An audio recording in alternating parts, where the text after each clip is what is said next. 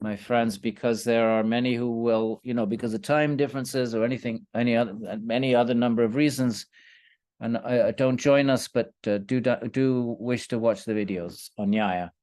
Okay, so we'll start with our, get rid of this. We'll start with our invocations. Again, if I appear tired, it's not because I don't want to be doing this. It's not because I'm bored. It's just that I'm miscalculated, and it's my bedtime now. But so if I yawn, please don't think anything of it. Okay. Om Agyana Timirandasya Gyananjana Shalakaya Chakshor Unmilitam Yena Tasmai Shri Gurave Namaha. Namo Om Vishnu Padaya Krishna Prishtaya Bhutale Srimati Bhaktivedanta Swamini Te Namine. Namaste Saraswati Devi Gauravani Pracharine Nirvishesha Shunyavadi Paschatyate Shatarine. Akanda Mandala Karam Yena Vyaptam Characharam Tat Padam Darshitam Yena Tasmai Shri Gurave Namaha. Sri Krishna Chaitanya Prabhu Nityananda Sri Advaita Gadadhara Shivasadi Gaur Bhakta Vrinda. Hey Krishna Karuna Sindhu Dinabandhu Jagatpate Gopesha Gopika Kanta Radha Kanta Namostate. Tapta Kanchana Gaurange Radhe Vrindavaneshwari Virishabhanu Sute Devi Pranamami Hare Priye. Apavitra Pavitro Va Sarvavastha Gatopi Va Ya Smaret Pundarikaksham Sa Bhayabhyantara Shuchihi.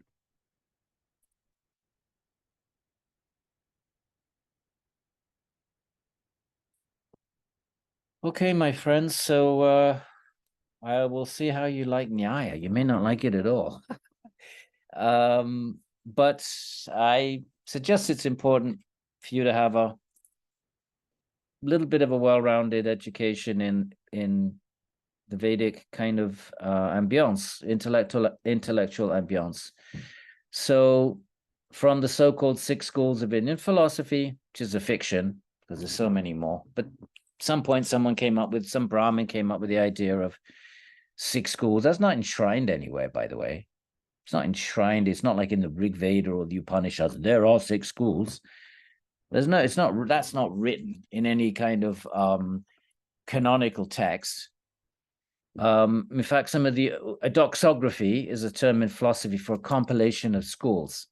So doxography, or doxographer, is someone that writes treatises on different schools, and a doxography is a compilation, like an introduction to Greek philosophy would be a doxography. The earliest doxographies have 13 different schools, or 11 different schools. So there's nothing sacrosanct about this idea that there are 6 schools of Indian philosophy. Who knows when that? It's probably not more than 1,000 years old, that idea. It doesn't matter. But now we have this idea that there are 6 schools, one of which then is Nyaya. And each of the schools has its sutra text, except Sankhya, which has a later Karika text, the Sankhya Karika, that sort of takes the place of it might have had a sutra text, but then it got it got lost if it did. Much later on, a Sankhya Sutra was written. Anyway, that's not our concern this evening. So Nyaya Sutra then, the Nyayikas are the school of basically rationalists. There's barely any scripture quoted at all. There's, unlike the Vedanta, where every single verse, in I think it's 550 odd verses of the Vedanta Sutra, every single verse is a explanation or engagement of some verse in the Upanishad. So Vedanta is all about quoting and explaining the sacred texts, the Upanishads. And Nyaya does not quote a single sacred text. It doesn't reject them. It's just that that's not its role. It's not its dharma. And it acknowledges, and we'll read that verse at some point in our Swadhyaya, it says, yes, yoga is the means to experience the Atman. It accepts that. But that's all it says. So what it sets out to do then is to basically, it's a Vaidika school, so it accepts the truth of the Vedas and the Upanishads. So it's Vaidika. It's not like Buddhism or Jainism, which left the fold, so to speak, and became independent traditions, autonomous traditions. Nyaya is Vaidika, nominally. But it's basically, it's raison d'etre. It sort of evolves. The Nyayika tradition evolves in quest of anveshiki, investigating reality, using the means, the method of reasoned argumentation, using the method of inference, actually. So let's start our workshop with a verse we're all familiar with from the Yoga Sutras, 1.7. Right knowledge, pramana. Do you remember this verse? It's right at the beginning, verse 7. Right? But Patanjali starts off by saying, at the yoga anushasanam, he's going to talk about yoga. And what is yoga? Chitta vritti nirodha. It's a stilling of the states of mind. And then tada, what happens if you still the mind? Drashtu swarupe vasthanam. The seer abides in its own nature, and vritti sarupya mitaratra, otherwise it's absorbed in the vrittis. And verse number 5, vritayaha panchatayaha. And there's 5 vrittis. And then he states what are the 5 vrittis? Well, pramana, right knowledge, is one of the 5. Viparyaya, wrong knowledge, error. Vikalpa, nidra, smritayaha. Then there is kind of imagination, vikalpa, nidra, deep sleep, and smriti, memory. And then he goes through them one by one. These vrittis that we are supposed to, nirodha, according to the Patanjalian method. So the first of the vrittis is pramana, right knowledge. And what does it consist of? Pratyaksha, anumana, agama. It consists of sense perception, pratyaksha, anumana, inference, and agama, verbal testimony. So from these 3 means of right knowledge, yoga is interested in the first, direct experience. Vedanta is interested in the third, verbal testimony. And what are the words that Vedanta is interested in? Because verbal testimony means the testimony of words. What kind of words is Vedanta interested in? The words of the Upanishads. So when we talk about Vedanta, it's basically synonymous with the Upanishads. In fact, the Upanishads, there is at least one reference to it, the self-reference in the Upanishads to itself as Veda Anta, the end of the Vedas, or the highest part of the Vedas. So Vedanta is all about agama. Nyaya is about the middle, the second of the 3 sources of knowledge, anumana, logic. Okay, can you remember these 3, everybody? Okay, so what is the first of vrittis of the 5 vrittis that we have to nirodha? The first is right knowledge. And how do you get right knowledge? That right knowledge is subdivided into 3. Pratyaksha, try to remember it, because Nyaya is going to use the same categories. It's going to use the same words, or it might some synonym of them. There's 3 ways we get right knowledge about the world. This is not high knowledge. This is not knowledge necessarily about the Atman. Atman, the knowledge about Atman might be a subcategory. But for the most part, right knowledge just means how do we, if there's a tree in my garden with an apple, how do I know that? How do I know there's a tree in my garden with an apple? By what means do I know that? How do we know anything? So this is what pramana means. Patanjali has 3 kinds of ways of knowing. Okay, so now we can go with that connection made. So we're actually familiar with our first session today, which is about knowledge sources. We're actually familiar with, although it may not be a verse that we lingered on very thoroughly in Patanjali. We may not have paid much attention to it, but verse number 7, right at the beginning, Patanjali establishes what means, what epistemes, sources of knowledge, does yoga accept? And it accepts 3. Some schools accept 1, some 6.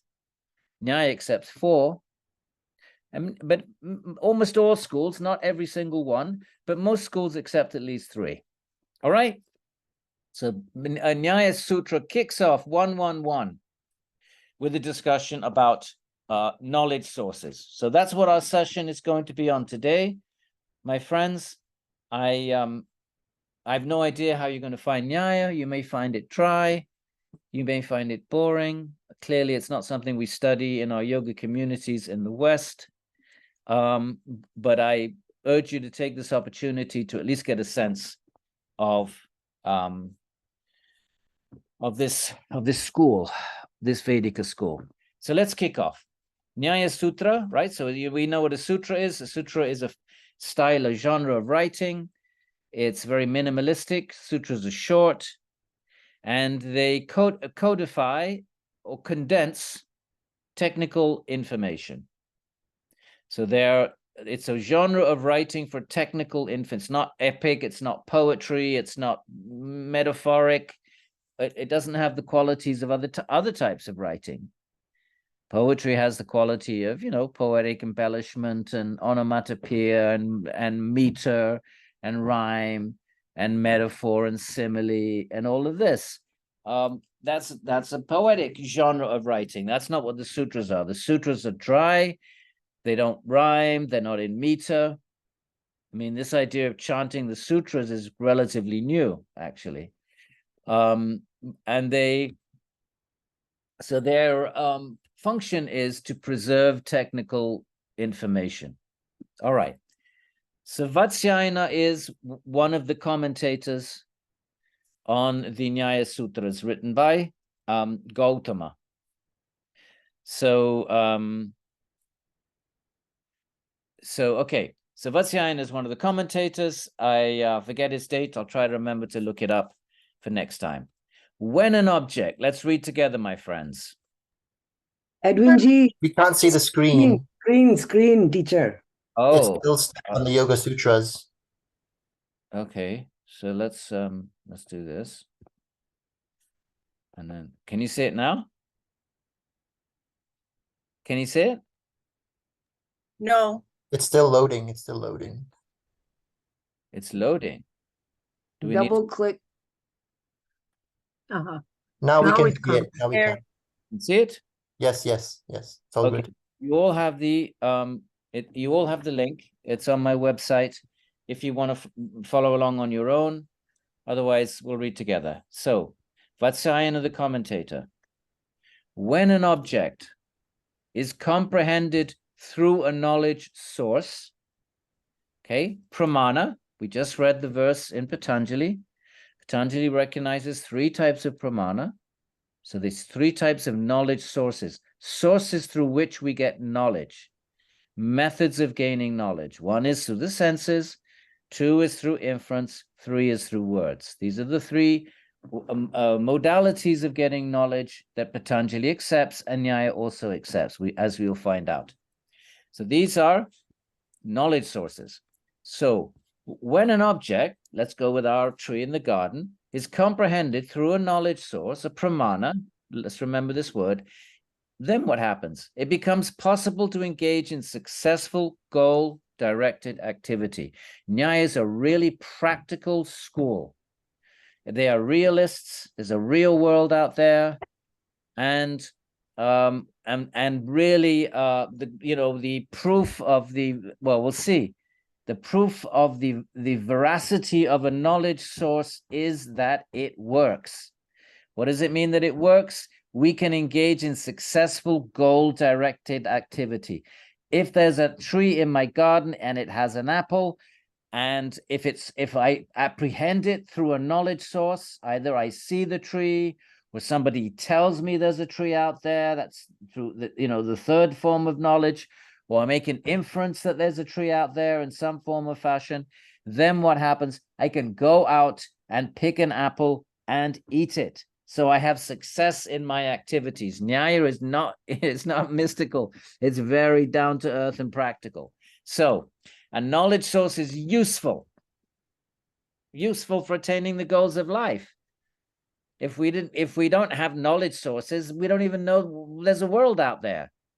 So to engage in any kind of activity, any kind of to do anything, we have to have correct information about the world that we inhabit.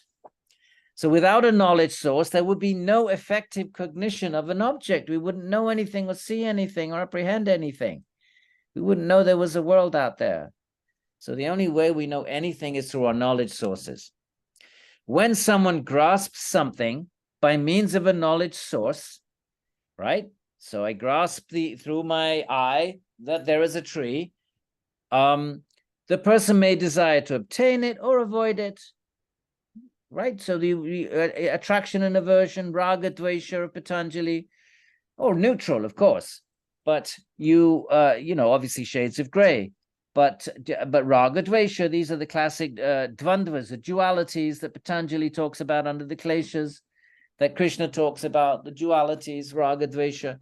So when we know something, we can decide whether we are attracted to it or we are averse to it, whether we wish to obtain it or in some way interact with it or not. So goal-directed activity is what is a goal-directed activity? When we act for a goal, so it's goal-directed activity, what is it? It's the effort of someone who acts because of such desire or aversion. When we act, we either have a desire to obtain something or we're averse to something. So I act, maybe I run away because I sense there's some danger. So it's either attraction or aversion. Obviously, these are all, but the rishis paint in black and white. We fill in our own shades of gray. So what is goal-directed activity? Is the effort of someone who acts because of such desire or aversion. When we act, we have a motive to act. So either we desire something or we wish to avoid something.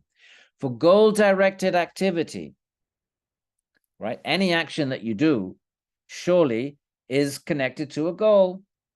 Unless we're robots or automatons or brain dead or zombies, then anything we do, whether we're conscious of it or not, is because of some goal that we wish to attain or avoid. Think about it. Okay, Nyaya is going to give us a whole different kind of lens about looking at the world and looking at our relationship with it. It accepts yoga, but at the very end, it says, "Oh well, if you want to know the Atman, you got to do yoga." But it just sort of puts that in at the end, and no question, it extols yoga, but that's not its primary project. Its primary project is more about functioning in this world. But it definitely accepts that the goal of life is the Atman, and it is, in that sense, it's a yogic school, right? A goal-directed activity, what is success? What is success? Success is the relationship with its result. So a success is when some favorable result accrues, achieving or avoiding the object, which may be happiness or unhappiness respectively, or some means to achieve either. So success is where you're successful in achieving something that's desirable, avoiding something that's undesirable. So the purpose is very down to earth, very practical. I hope you're going to be able to hang in there for 2 hours. Rudraksha is yawning already. Come on, Rudraksha, it's only been 2 minutes. Right. So this is it. This is Nyaya, my friends. This is a one-time shot. Finish. I'm never going to do this again. So after this, it's going to be Bhagavat Purana and nothing else. It's going to be Bhakti and until I drop dead. Okay. Right. The purposes served by the knowledge sources are innumerable, since the living beings who employ knowledge sources are themselves innumerable. Okay, so animals are also engaged these three types of pramanas. Animals act in the world to try to attain success in their actions, and they perceive the world. They know, they have knowledge of the world through the same three modalities. They perceive the world, they make inferences. If they hear the roar of a predator, then they make an inference that there is some kind of a predator nearby. Right. So when, I don't know how, how we're going to manage this in terms of time. So we're going to have to jump around. So let's just read I've got some marks in my book from when, right. When knowledge sources are connected to an object, remember, this is philosophy. Philosophers really think about these things. They want to know what they want to know what everything is, every ingredient in reality. They're going to analyze it, schematize it, and situate it in relationship with other things.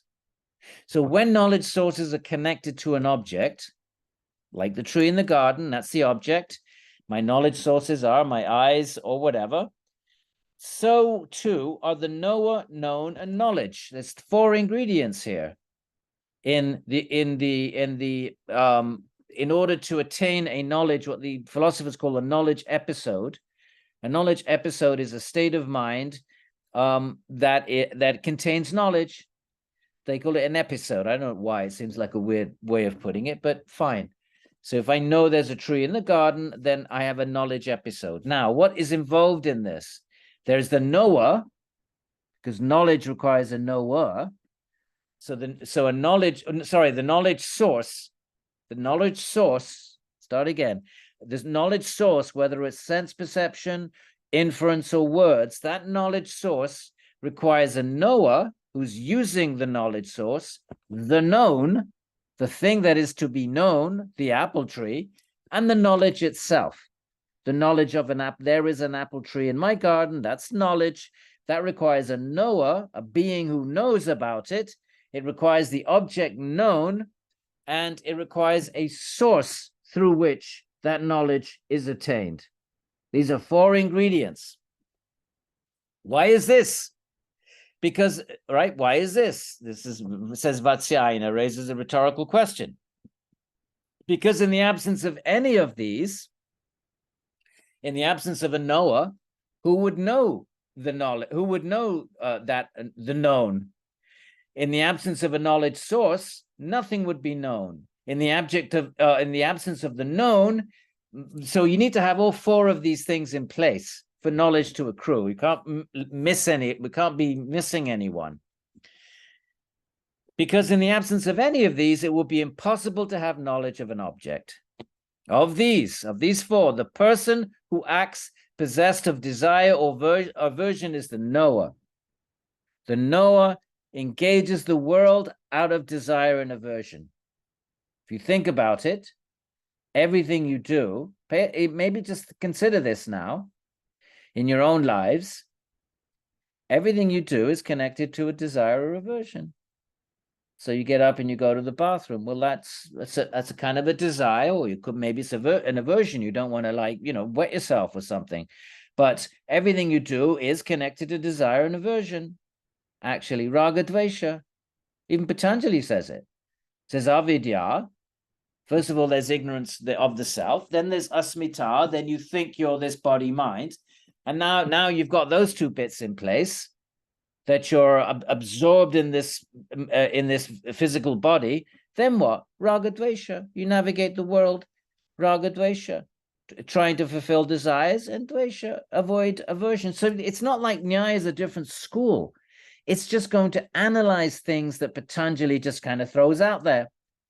And why does Patanjali throws it out there? Because Nyaya is doing all the philosophical work in justifying these categories. So Patanjali doesn't have to do that. Nyaya is the school that really dissects everything and has a rationale for everything, analyzes everything, etc., as we will see. Okay? So, my friends, this is the workshop. What? Well, how does it? How do you think you're going to do this for 5 sessions? Are you going to be all right? Are you going to hang in there? Come on, hang in there. This is going to be different from anything you get in your yoga studios. It's a one-time thing. You know, appreciate, even if you don't get it all. It helps train our intelligence. And it's, I think, very useful to encounter this aspect, which we usually don't in our yoga studios, the kind of highly, intellectualized aspect of the Indian tradition. So please make it, if it's a tapas, then good. It's a great tapas, my friends. If it's an intellectual tapas, so be it. Make your mind, try to follow along, and just kind of, if nothing else, at least feel secure that the things that we take for granted, like there is an atman, and if I meditate, that's a good thing to do.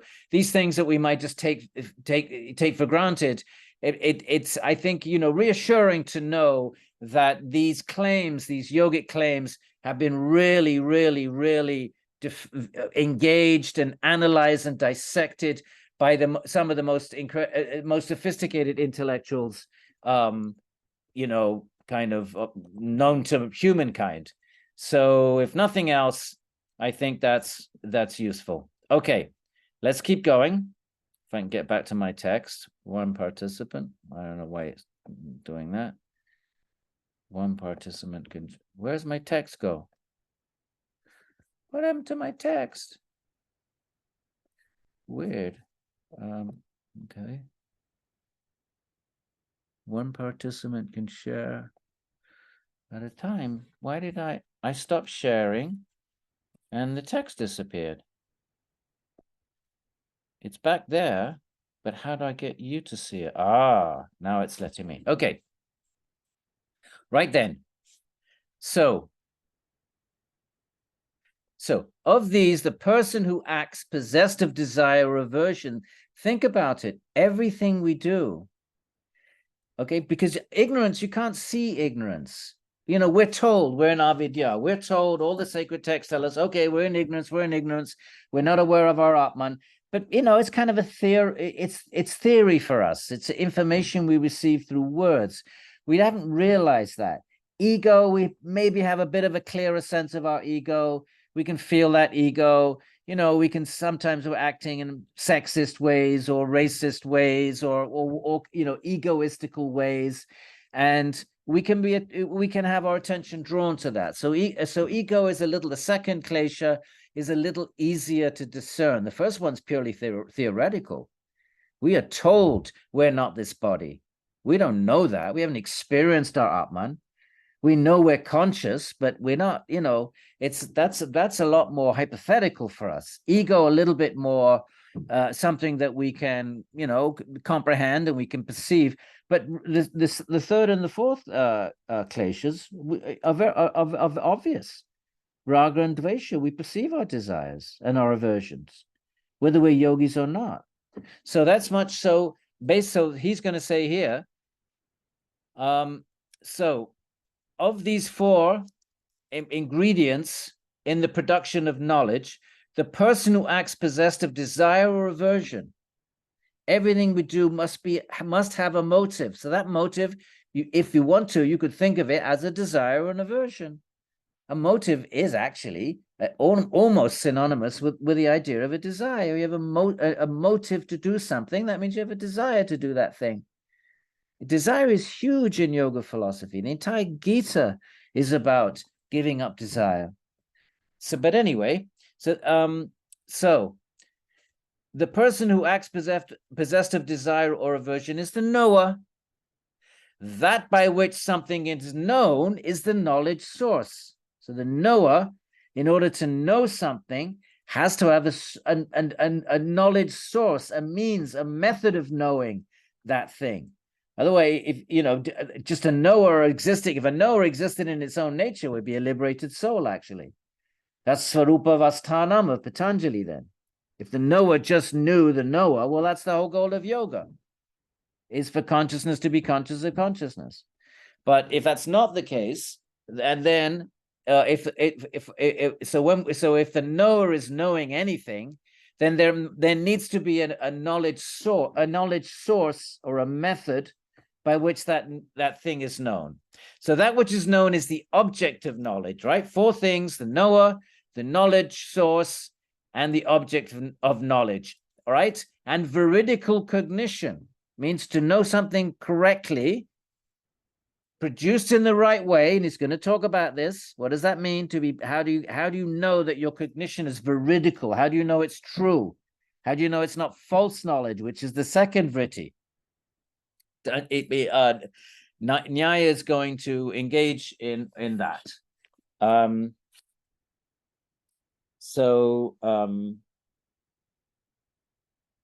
Sorry, give me a second.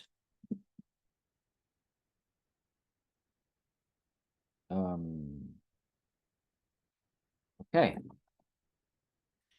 And veridical cognition produced in the right way is knowledge. What is knowledge? It's veridical cognition. Veridical means it's true. Okay? Truth is fully grasped when these four are in place. Then we get truth. Remember, he's not necessarily talking about deep level truth, upman kind of truth, just talking about mundane truth, there's a tree in the garden kind of truth. What then is truth? It is the notion of existence. All right? So if something has to be true. So for something to be true, something has to be, that thing which is true has to exist. So it is the notion of existence applied to something that exists, and that of non-existence with respect to something that doesn't exist. That's also truth. If I say there's not an elephant in my room, then there's a non-existence of an elephant in my room. Well, that's truth. So truth is either the existence of something that exists and the non-existence of something that doesn't exist, right? This is what philosophers do, my friends. They painstakingly analyze everything in their environment, including themselves. Grasping what is as what is, right? Something has to be true, has to be real, and grasping it as what is, not as something else. There is truth, the as it is, the uncontroverted. It can never be refuted. He's going to go on to discuss this. How do you know it's true? That it can never be controverted or undermined or contradicted. Then it's true. Number one, but typically Nyaya is more practical and just says it works. I never know it's true that there's a door in my room. Well, because I can walk out of my room. So even though they're amazing philosophers, but their bottom line is very functionalistic and practical. Likewise, grasping what is not as being what is not, there is truth, the as it is, the uncontroverted. It is the case that there's not an elephant in my room. So that's also a knowledge episode. That's also a veridical state of mind, a truth statement. Okay, before talking about any philosophy, we have to have the philosophers have to have some kind of discussion of what we would call epistemology. On what grounds do you posit any form of knowledge whatsoever? So Nyaya is establishing that. Right, let's jump around. So we just had Vatsyayana. Now we're going to have 2 or 3 different commentators, just like with the Yoga Sutras. So that's Vatsyayana. And then Vachaspati Mishra. I think Vachaspati is 12th century. I need to get my dates. It doesn't really matter. So now Vachaspati is going to comment on Vatsyayana as well as the sutra. Just like in the Yoga Sutras, the later commentators, they comment not just on the sutras, the Yoga Sutras, but on Vyasa's commentary. Vyasa is the first commentator. Nobody disputes Vyasa. Nobody disagrees with him. He is as authoritative as Patanjali. Vyasa is as canonical as Patanjali. You cannot read the Yoga Sutras without reading Vyasa. Whatever we understand the Yoga Sutras to mean, we understand them to mean that because of Vyasa. Vyasa tells us what they mean. So you have the yoga commentaries, and in Nyaya, you have the Nyaya commentary. So a later commentator called Vachaspati Mishra, who was quite an amazing intellectual. He wrote commentaries on Vedanta, on Sankhya, on Yoga, on Nyaya. So a real polyglot, a real kind of intellectual virtuoso. Okay, Vachaspati. What does he say? So he refers back to Vatsyayana. In Vatsyayana, right, the person we just read, in his opening passage, we're at the very beginning of the Nyaya Sutra, right? No point talking about knowledge until you have a discussion of what is knowledge and how is it generated. Once you've discussed it, we would call that epistemology. Once you had a discussion on epistemology, then you can go on and discuss topics like the Atman, like Ishvara, right? Why must there be an Ishvara? Why do we accept an Atman? And that sort of discussion, which might be more interesting to us as yogis, before you do any of that, you've got to have a discussion of what constitutes right knowledge in the first place. Before talking about any content of knowledge, first of all, you have to have a discussion of what constitutes knowledge. Okay, now, Vatsyayana's opening passage, the phrase useful, arthavat, employs the possessive affix, vat, like Bhagavan. Bhagavat means to possess. So Bhagavan means to possess bhagas. Arthavat means to possess usefulness. So a knowledge source possesses usefulness. That because of knowledge sources, we're able to usefully navigate the world in a useful way. And again, remember what useful means: to pursue our desires and avoid our aversions. Our desires may be God. Our desires may be the Atman. They could be mundane, but they could also be transcendent. Doesn't matter. Either way, we need knowledge sources. What knowledge sources do we have for God? He's going to get into that later. Before he starts getting into the content of knowledge sources, we need to establish what knowledge sources are. And don't think this is, remember, Yoga Sutras, right at the beginning, the same 3 words.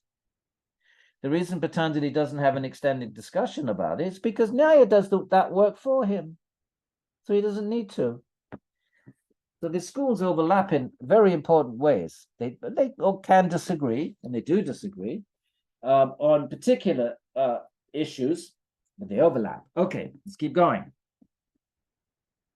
Vatsyayana's opening passage, the phrase artava employs the possessive affix, indicating constant connection, and this means non-deviation. All right, so knowledge sources are always useful, right? So there's a constant connection with action, and we act all the time in the world. We're always acting, and all of our actions are motivated by a desire for successful action. What is successful action? That which fulfills desires and allows us to successfully avoid our aversions. The import is that a knowledge source does not deviate from its object. If it's a real knowledge source, it's not error. Error deviates from its object. So there's a tree in my garden, but I think it's a man. So I walk around with a vritti of a man, but that vritti of a man deviates from the object because the object's really a tree. So my man vritti, I go around telling everyone, oh, there's a man in my garden. So that man vritti deviates. Even Patanjali says that. They will look at Patanjali. Let's have a look at Patanjali. Right, what is error? Oh, well, let's not go do that. We've got enough on our hands tonight. But he says the same. I'll tell you the Sanskrit. Patanjali says, viparyaya, attad viparyaya. Gosh, I used to know them all by heart, my friends. See what happens when you hit 65. Viparyaya, attad rupa. Mitta jnanam atadrupa. Mithya jnanam, it's false knowledge, right? But Nyaya is talking about jnana, knowledge, but the error is false knowledge. Well, what does that mean, false knowledge? Atat rupa patishtam. It's situated on the not that nature of something, right? Tree in the garden, the tadrupa, the nature, the tadrupa, the form of that thing is a tree. If I think it's a person, it's a tadrupa. It's not that rupa. It's not that nature of the real nature of the thing out there is a tree.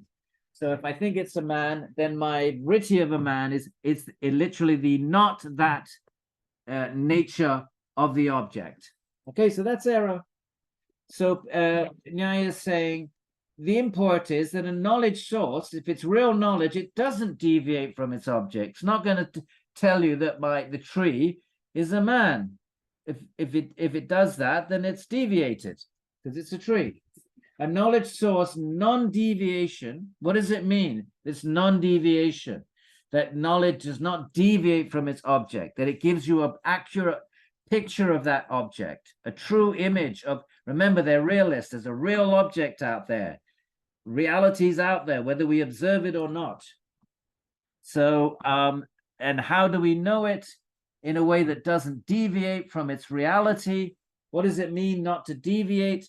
It amounts to the fact that there will never be disagreement anywhere, anytime, in any condition between the nature of the object and what we are taught by the knowledge source.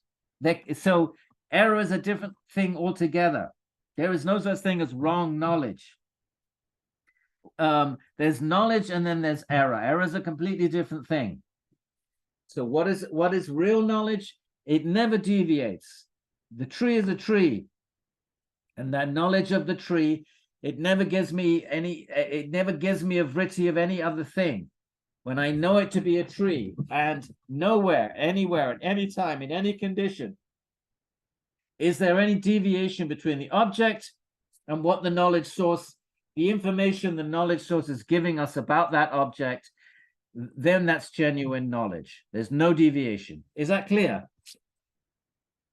I hope I'm not sort of going over this too simplistically. All right. So let's move on. Right, now we got to another commentator, Udyotkara, later still. A pramana, remember pramana is the name for the knowledge source, right? 117 Patanjali, pramana. Please at least learn that one word. A pramana, remember yoga accepts three pramanas, sense, perception, inference, and words. So any one of those provides definitive ascertainment of an object. It's definitive. There's never any deviation at any time, at any place. It's definite. There is also a counterfeit. Now he's talking about error. There's a counterfeit which, owing to similarity with the real thing, is spoken of figuratively as a pramana. So the man is similar to a tree because maybe the small tree is about the same size as a man.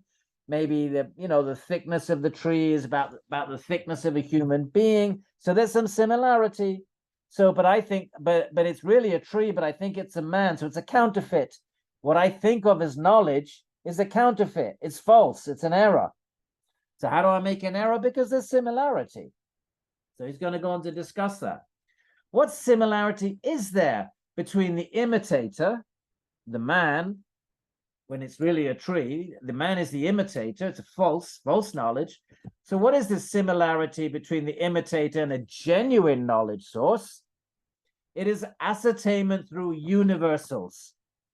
So a universal is something like cowness or tallness or greenness. These are universals. A universal is there's cows in a field. Now, what right do I have to say there are cows in the field? But let's say there's 5 cows in the field. What right do I have to say there are 5 cows in the field? Why don't I say there are 5 things in the field? What allows me to use this term cowness?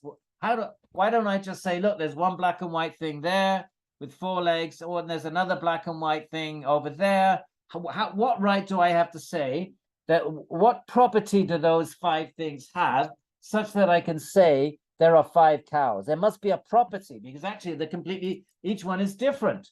They're not merged into one blob. They're 5 different entities. So what property do they have that permits me to say that they're cows? Well, Aristotle and there are people today that subscribe in philosophy to what they call universals. There is a universal in inhabiting those five things, and that universal is cowness. So they're a bit like Platonic forms, actually, but not quite the same. But so there's cowness. So they all have this common property of cowness, and that because of that common, philosopher is asking this question: why do I, on what grounds, on what philosophical, analytical grounds can I permit myself to say that there are five cows rather than saying, well, there's one object. Go down one, see if you can find it. Yeah, I'm going to mute everybody. How do I do that? Mute everybody. It's not letting me do that. Okay, so these are, there we are, mute all. These are universals, okay? And there are so many universals, infinite number of universal, largeness, tallness. So let's go back to our example. There's a tree in the garden, and I think it's a man. Now, what causes that? Well, they have the same universal. What's the same universal? They both have, let's say, 6 footness. They're both 6 feet. Right, so therefore they have the universal of 6 footness, and they're both a certain breadth and width. So they have the universal of, let's say, your circumference is, I don't know, 2 foot. So you have a circumference, a waist of 2 footness. So they have these common universals. Okay, hopefully that makes a little bit of sense. Let's go back to this. So what similarity is there between the imitator and a genuine knowledge sort is ascertainment through universals. I recognize the universals, but I fail to recognize the difference between them.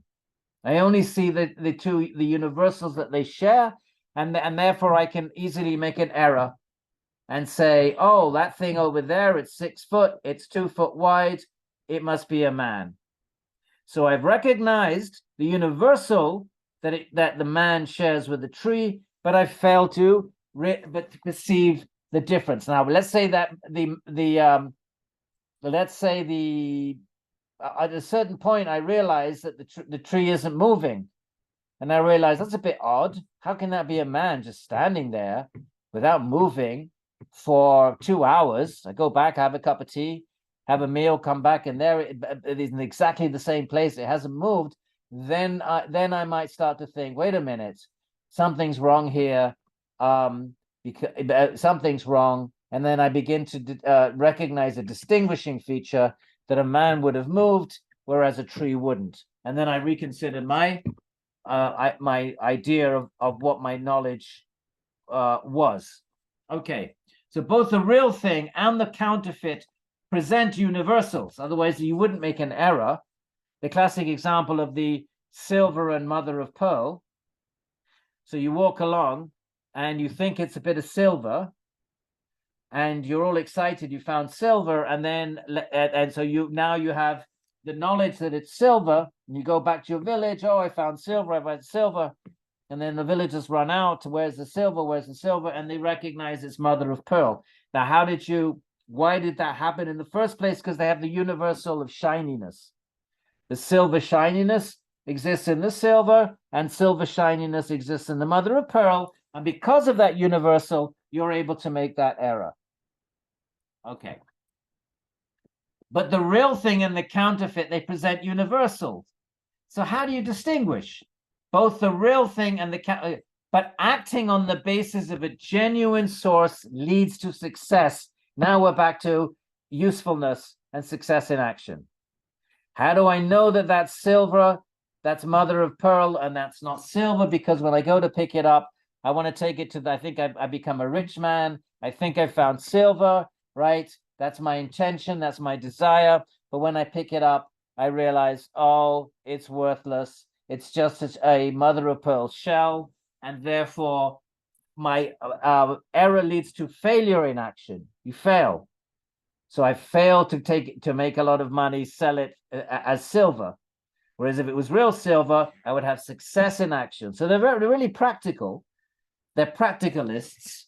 The Nyayikas are. So acting on the basis of a genuine source leads to success. If it was really silver, then I would be successful. I would take it to the, I would take it and sell it somewhere. A genuine source is thus defined by Vatsyayana as useful. So it's useful in attaining our goals. So it is through a genuine source that an object is ascertained. Okay, let's have a look. All right, let's read on. Party. It is wrong to think that a knowledge source may be either factive or errant. It can only be a real knowledge, can only be factive, gives you facts, not errant, it doesn't lead to error. The idea of an errant knowledge source is a contradiction. It's like saying, a dark sun. It's a contradiction. If it's knowledge, it's knowledge. It isn't error. So the idea, you can't say wrong knowledge. I mean, Patanjali says that, but Nyaya is not accepting that. The idea of an errant knowledge source is a contradiction.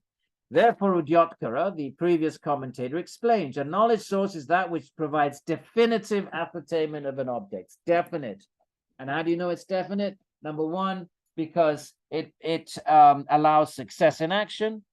And number two, there's nothing can ever contradict it at any time, any place, anywhere. That's a real, that's a genuine knowledge attained through a bona fide knowledge source to the knower. Okay? Yet the counterfeit is mistakenly taken to be the real thing. Right? So the counterfeit, you might think something is knowledge until it becomes disproved by failure in action, or but some other means comes along and disproves it. Genuine knowledge can never be disproved and always leads to success in action. Right. So without similarity to knowledge sources, there will be no such mistakes. An error has to be similar to the real thing. When we make a mistake, it's because whatever it is that we're doing that causes a mistake has to have some similarity with the real thing, unless we're totally insane. So Udyotkara, the other commentator, says, what is the similarity? What's the similarity between error and knowledge? What makes them similar? And his answer is that they both present universals. There has to be a universal shared between the real genuine knowledge and error. And he's going to give the example I just gave. The erroneous cognition of a piece of silver provides a distinct presentation of something that possesses whitish color. So what does the mother of pearl shell and the silver have in common? This whitish silvery color. So they have that universal silverness in common. And it's because of that shared similarity that error can take place. So that error has to have some kind of overlap.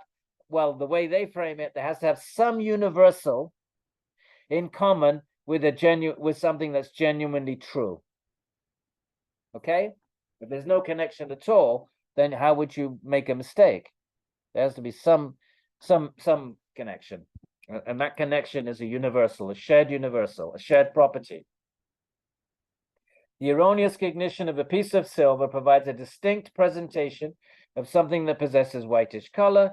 The subsequent veridical cognition, right? A veridical cognition is when you think it's silver, and then it dawns upon you, wait a minute, you get a bit closer, you pick it up, and then you realize this is not silver, it's just an old seashell, it's mother of pearl. So then you have a veridical, means true, a true cognition that it is a shell. The idea is that there are two kinds of cognition in relation to a single object. There's two cognitions. The first is you cognize it as silver, and that's an error. And then subsequently you get a bit closer, you pick it up, you realize it's a shell. So there's two cognitions. What binds them together? A universal of shininess. But what makes them different? Well, obviously one's silver and one's mother of pearl. One cognition projects silver where it is lacking. So you see the mother of pearl and you're projecting memory, your memory of silver. It has to come from a memory. Why would you think it was silver? It's not silver. So where does the idea of silverness come from?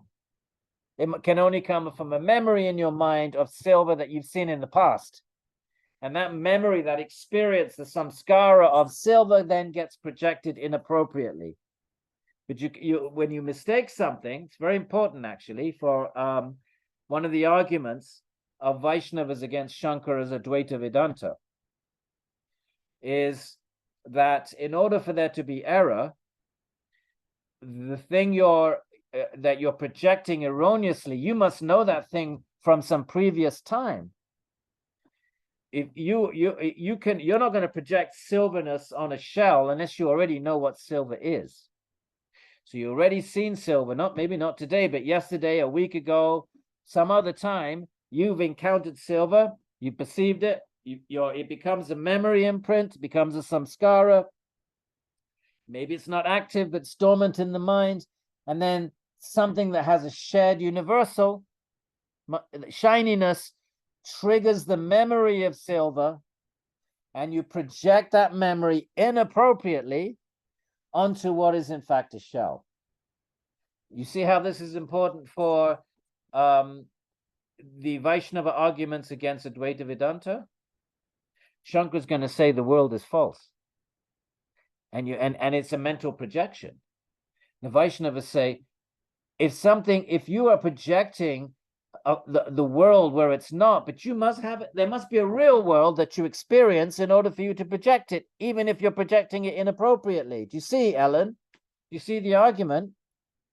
For me to think that the shell is silver, I must already know it. There must be a real silver somewhere that I experienced in the past. So now, because I've had an experience of real silver, I can, in another situation, inappropriately project it onto mother of pearl. But I must have the samskara of silver, and that samskara of silver must have come from a real piece of silver. So now, if Shankara, this is an argument used by the Vaishnavas, if Shankara, Advaita Vedanta, is going to say the world is false, exactly the same principle, Ramanuja is going to say, you can only project the world, you're projecting it falsely, right? Shankara says we're projecting this world falsely, really it's just Brahman, it's really Satchidananda Brahman, and we're projecting this, but how are we projecting it unless we have a memory of a real world? So therefore, a real world must exist in order for a one to be able to project it erroneously. And that's an important argument. An important argument that Nyaya is not introducing the argument, I am, but I just thought you might find it interesting. Okay, if you got it. Right then. So now we go back to our text. If you came late, I did mention a couple of times that I'm way past my bedtime. I got completely confused about time. So if I'm yawning, please don't think I don't want to be here, or don't think that I'm bored at all. No, it's just my body. Is normally asleep at this time, and it's just spontaneously the samskara of the body are triggering yawns. But I'm very happy to be reading this with you. Okay, let's keep going. Goodness, we've just spent a whole hour on the first verse. Right. The idea is that there are two kinds of cognition. We read that. In relation to a single object, this is error. One cognition projects silver where it is lacking, while the other, second, serves as a corrective, presenting the object as it is. So first of all, I see the mother of pearl, I think it's silver. I'm projecting silver on it, then I get a bit closer, and I realize it's mother of pearl. Now I have a second cognition that it's the correct one. The impetus to act follows from both.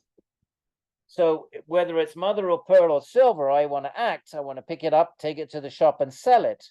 But true knowledge source alone leads to success in action. Only if it was really silver would I be able to take it to the store and sell it. But who wants a piece of mother of pearl shell? It's valueless. So therefore, error does not lead to successful action. That's the point. When you're in error and you act, you think. Remember, when you're in error, you think you have knowledge. You think you've attained, and you think you have a knowledge source that's provided knowledge to you. So at that moment, when you're in error, You think you're in knowledge. So how do you snap out of it? When you fail. When that knowledge does not lead to successful action. Then you reconsider and you go back and you think, hang on a minute, that was a fail. What happened? Oh, well, I didn't realize. I went to the shop, the pawn shop, and the man laughed at my face, and didn't want to buy it. What happened? Oh, and then you reconsider. Oh, I didn't realize. It's just mother of pearl.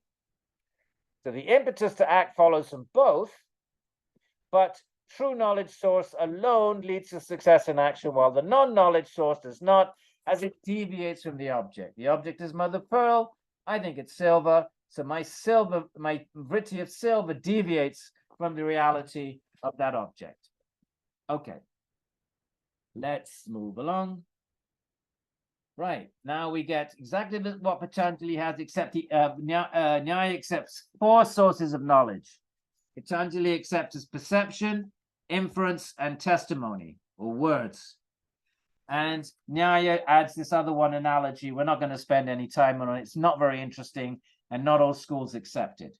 But here are what for Nyaya is 4 knowledge sources, where Patanjali accepts 3. Nyaya accepts the same 3, but adds a 4th, which yoga would say your analogy is really a form of inference. It doesn't need to be listed as a separate knowledge source. Right, now he's going to break down the meaning of the words, right? To follow the etymology of the word perception, it's really pratyaksha. Is the functioning of each sense faculty, aksha, upon its own proper object, prati. So he's giving us a particular, a linguist might not necessarily agree with this, but aksha does mean the eye, and prati means, connected to or towards or away from. So prati is the functioning of each sense faculty upon its own proper object, because the eye only sees. So its object is sight. The ear only hears. So its object is only sound. So each sense faculty has its own proper object. The eye cannot hear. The nose cannot taste. So each one is sense specific. Now the second form of knowledge, it's anumana. Anu means to follow, like anushasanam. So let's skip this. We're out of time. And I don't know how interesting it is. So, oops. See? What just happened? 17? Oh, we want to be on 18. Yeah. So that the knowledge sources, pramana, are causes of veridical condition. You better get used to this. That's Mr. Dusty is our friend and used to be a Rutgers student. And now the person who translated this, the author of this translation, is Matthew Dusty. He's a yogi, was a Rutgers student. I know him very well. We spent time in India together. And, we're still very much in touch. We even wrote a volume together. We co-edited a volume called Free Will and Agency in Indian Philosophy. So we're old friends. But he likes to use this term veridical cognition, meaning to know something truthfully, to know something as it is, veridical. So that the knowledge sources, pramana, are causes of veridical cognition can be understood from etymology. So he's taking pramana as a noun, and the verb is pramiyate anena. It is known by means of this. So the tree is known. How is it known? By means of the eye, or by means of words. Somebody told me there's a tree. Okay, so that the means by which it is known, anena, is the knowledge source. Okay, so it's the pramana. How do you know that? What pramana do you have? What's your pramana? And of course, if you're having discussions on Indian philosophy or Indian theology or yoga philosophy in traditional circles, you can't just say stuff, make stuff up. You've got to support it by what's your knowledge source? On what grounds do you make this assertion? Okay, so let's move on. Okay. And we are going to go over to Vatsyayana. And they're going to do, this is just a tiny little bit of the section. We're just getting a sense of what Nyaya is up to. What do they do? What makes someone a Nyayika? What is their raison d'etre?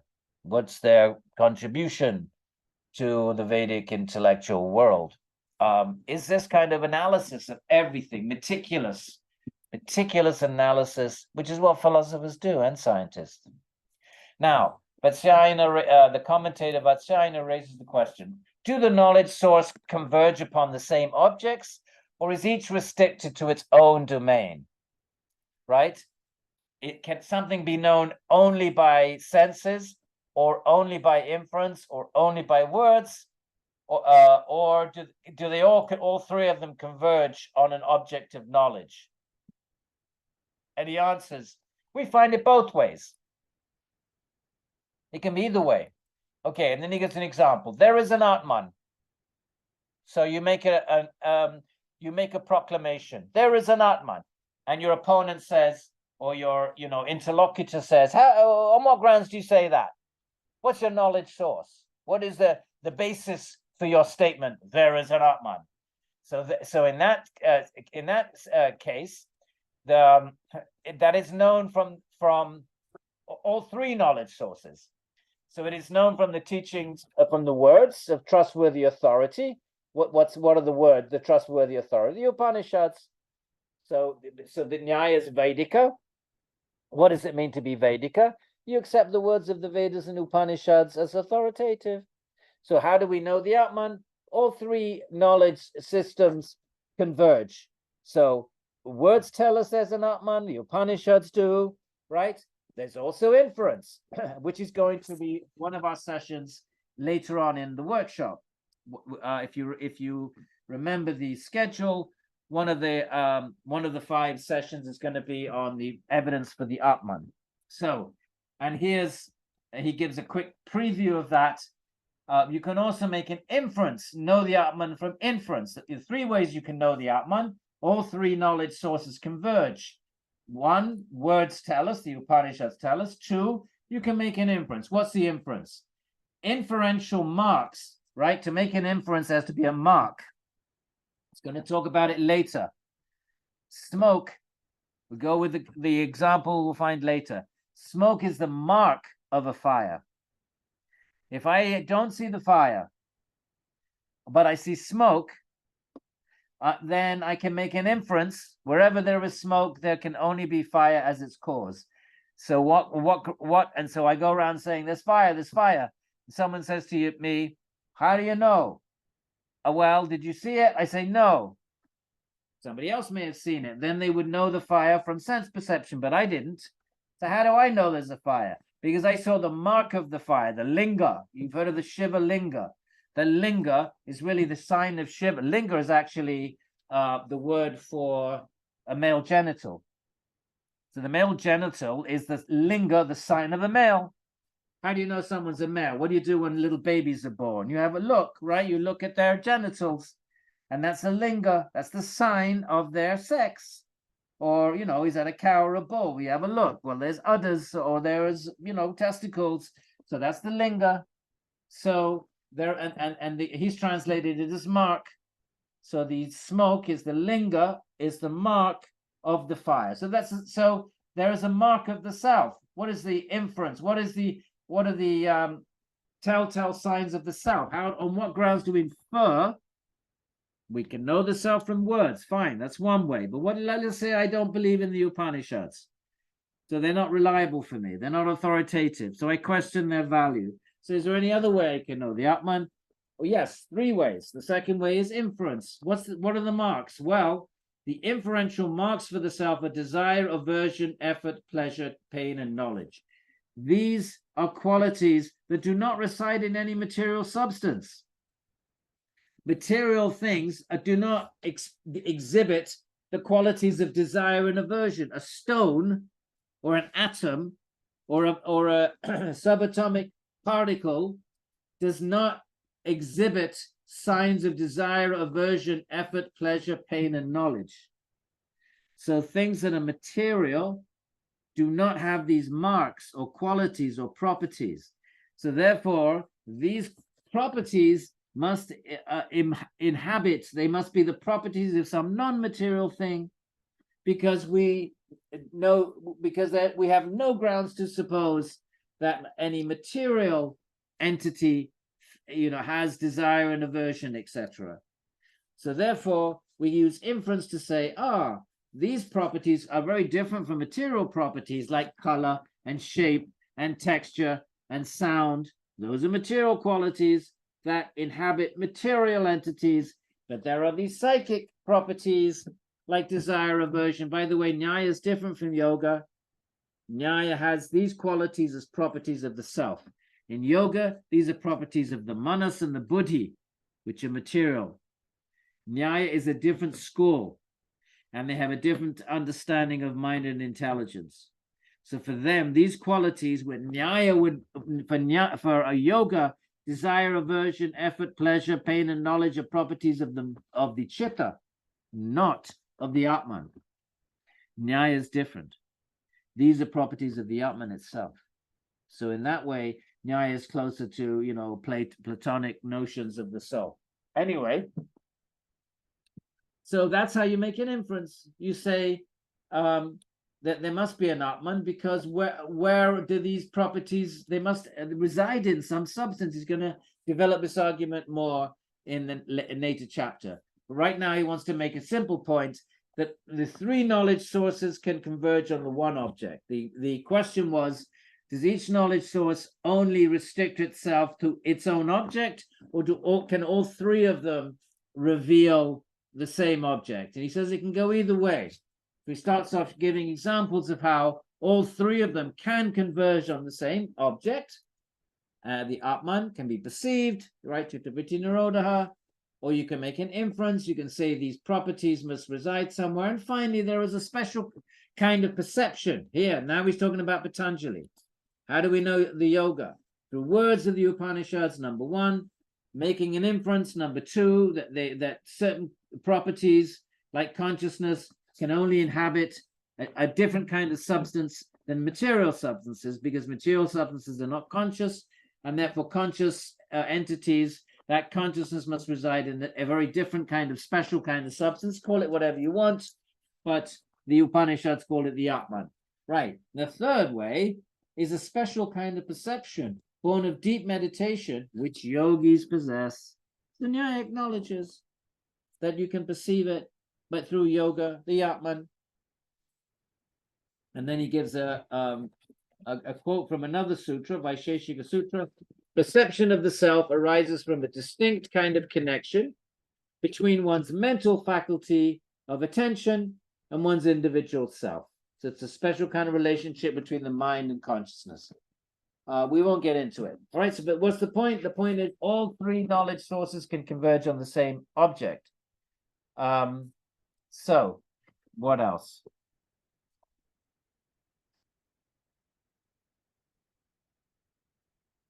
But then he says it can be the other way too.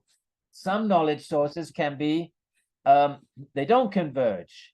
So for example,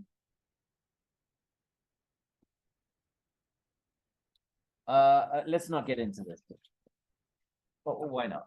Let's quickly do it. Regarding the restriction of knowledge sources to certain types of objects, certain types, the Pramanas can either converge on the same object, but there are cases where each Pramana has its unique object that the other Pramanas cannot have no access to.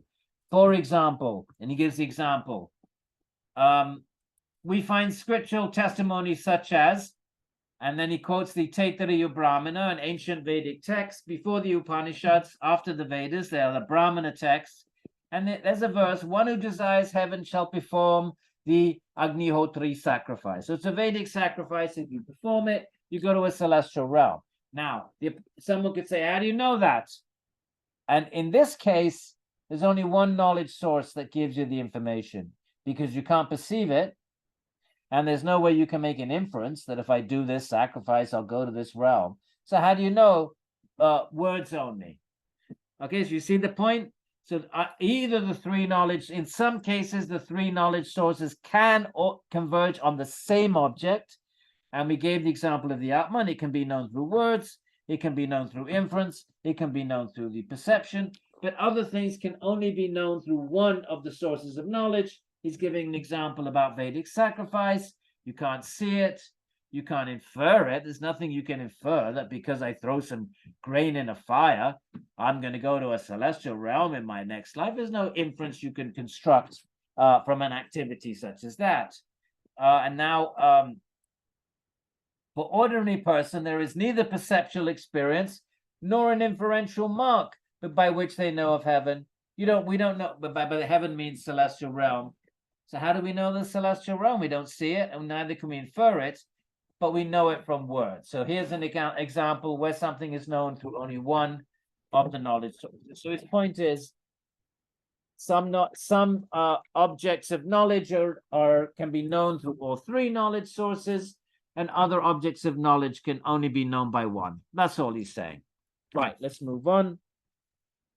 Okay. And now he's going to discuss them one by one. So let's go to page 20. And the first one, perceptual knowledge, pratyaksha. How do we get sense perception? What does it mean to perceive something through the senses? Now he's going to analyze that. The first of the three forms of knowledge. Although actually Nyaya has four forms of knowledge. What's the first one is sense perception. How does it work? What is required to get veridical cognition, true knowledge? What are the conditions under which true knowledge is attained through the senses? That's his next topic of discussion.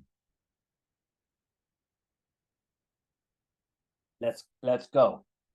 Perceptual knowledge, right? You can call it empiricism. Arises. How does it arise? From a connection of sense, faculty, and object. So the eye must see the tree, or the hand may touch it, or whatever. The food, the tongue tastes it. So, and I get knowledge of food or knowledge of a sound. So sense has to contact the sense object.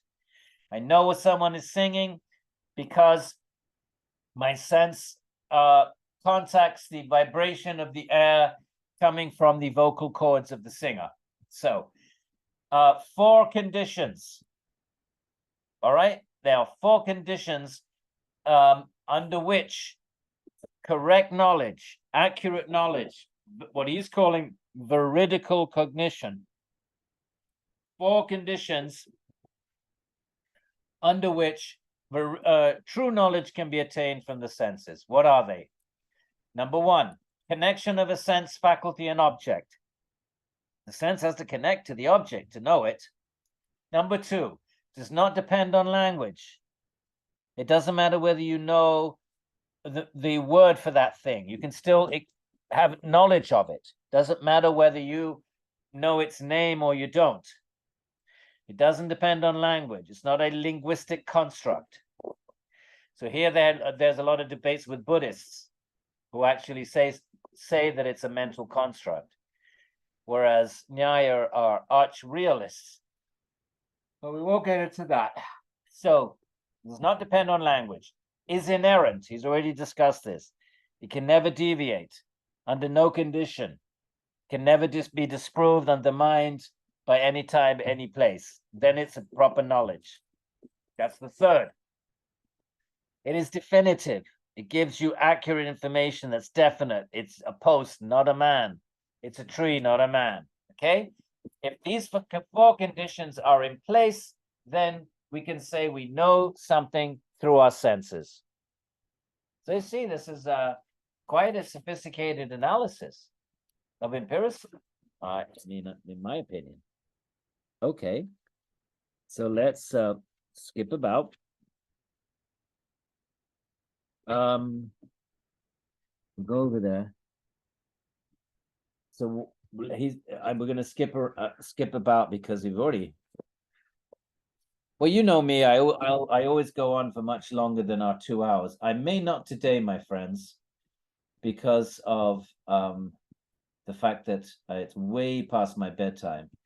But in our next sessions, and remember, we have 2 weeks. Next week, there will not be. On the 15th, I'm actually flying. I'm actually sitting in the airplane next Friday. So there'll be 2 weeks. And then after that, it's going to be morning in Vrindavan. So I won't be sleepy. Well, it might be 5:30. 5:30 is pretty much when I get up anyway.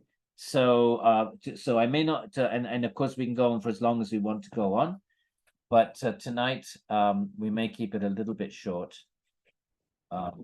because where's this way past there? Okay. Now, Ujokara. So now the 4 conditions, okay? The first is contact of the sense with the sense object. Second is, doesn't depend on language. Now, Udyotkar is going to defend this. What do you mean it doesn't depend on language? When someone doesn't know the names of things he is seeing, perceptual knowledge still conforms to difference in the objects that are experienced. I may not know the name of something, but I know it's different from some other thing. So therefore, it doesn't matter whether I know its name or not. I can still have knowledge of it. I just don't know what it's called. I don't know. I don't have a linguistic term for it. I can still know it. I may not understand it, but I can still know it in some sort of way. That's the point he's making. So, he doesn't know the name of things he's seeing. Let's say when he perceives something, perceptual knowledge still conforms to differences in the objects that are experienced. Right? To know something, you have to know it's different from something else. If you know something's a tree, well, you know it's not a bush, it's not anything else in the universe. So when you know something, not only do you know it, but you also know it's different from everything else. In fact, isn't that de Saussure? That was one of his main arguments. It's been many decades since I studied all of that. But I think it was de Saussure who said, actually, when you know something, he said something like this. Really what you know is that thing is different from every other thing. So to know something to be specifically a thing, to have knowledge of a thing, in whether you think of it this way or not, embedded in that is the understanding that thing is different from all other things. Anyway, I don't know who said that, but maybe it was Saussure. So when I'm back in grad school, we studied that. So even when someone does know the names of objects being perceived, this is still the case, even if you know the name. Your perception and knowledge of it doesn't depend on the label you give it.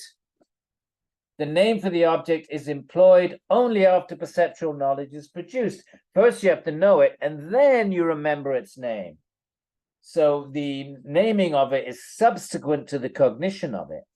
So that's another point, separate point. Naming comes after right knowledge. It's only when you've actually perceived it and then, oh, that's a tree. But your perception of it, your correct accurate perception of it, it might be just an instant before, but it precedes the naming of it, the recollection of it, the projecting of a samskara onto it. Oh, that is a tree. How do you know it's a tree? Well, I've seen trees in the past. I have samskara, tree samskaras. So I first have to recognize it, and then I can connect it with my memories. So the whole point being, doesn't depend on language. Now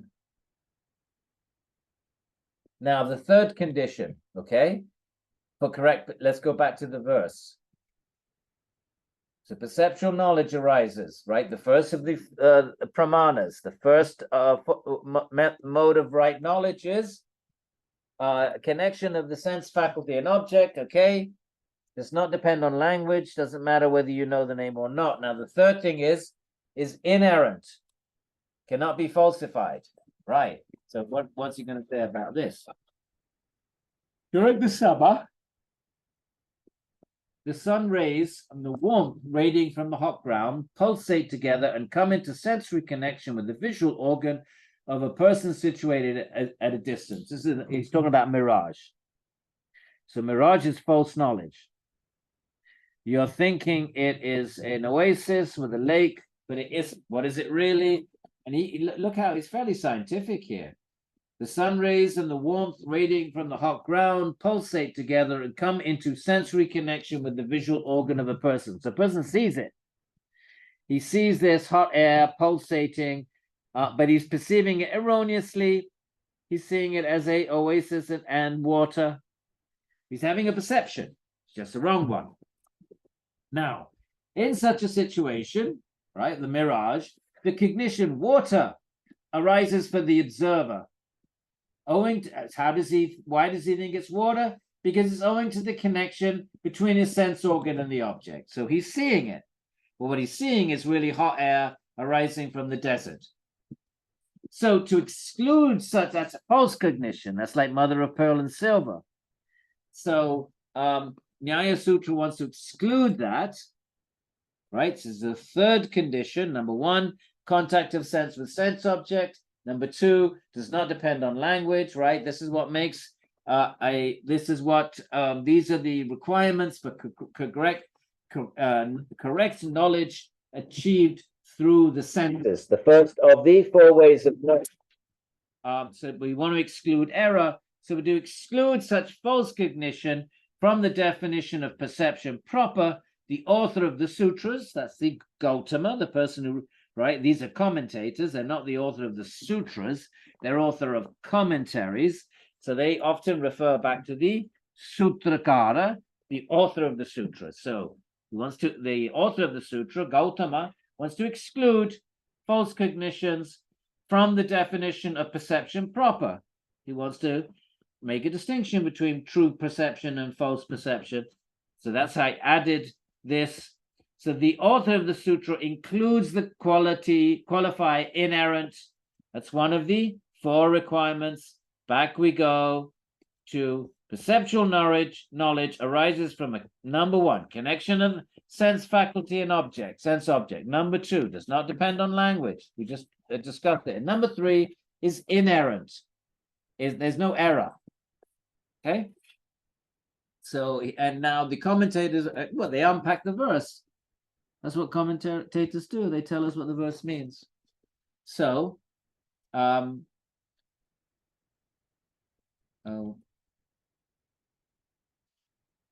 So error is to cognize something as other than it is, a cognition deviating from what is true.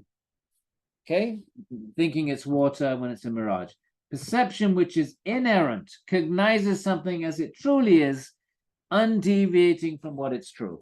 So Vatsyayana is explaining why these four ingredients have been are essential to the definition of right knowledge. Okay. So what's the fourth, right? Fourth thing, the fourth ingredient of right knowledge, a contact of sense and sense object. Doesn't depend on language, inerrant, and it's definitive. It has to be definitive. You have to know exactly what it is, not some vague idea, for it to be right knowledge. Now he's going to discuss it. A person looking at something at a distance is unable to determine precisely what it is. Wolfram gives an example. Is it smoke or is it a cloud of dust? So you see something in the sky and it's not definitive. Is it smoke or a cloud of dust? So to exclude from the ranks of genuine perception, that's not right knowledge because you don't know what it is. So you can't call that right knowledge. So so Vatsyayana is saying the author of the sutras wants to exclude this, and so to exclude from the ranks of genuine perception clear cognition, which does arise from a connection between a sense faculty and an object, right?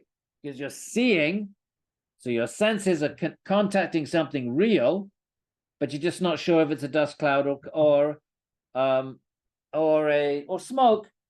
So why doesn't that count as sense perception? Because it's not definitive. Your senses aren't capable of telling you whether it's dust or cloud. So to exclude that, the sutra maker uses the qualifier definitive. So now we've had a discussion of what constitutes valid sense perception. Okay, my friends, let's jump around. Now.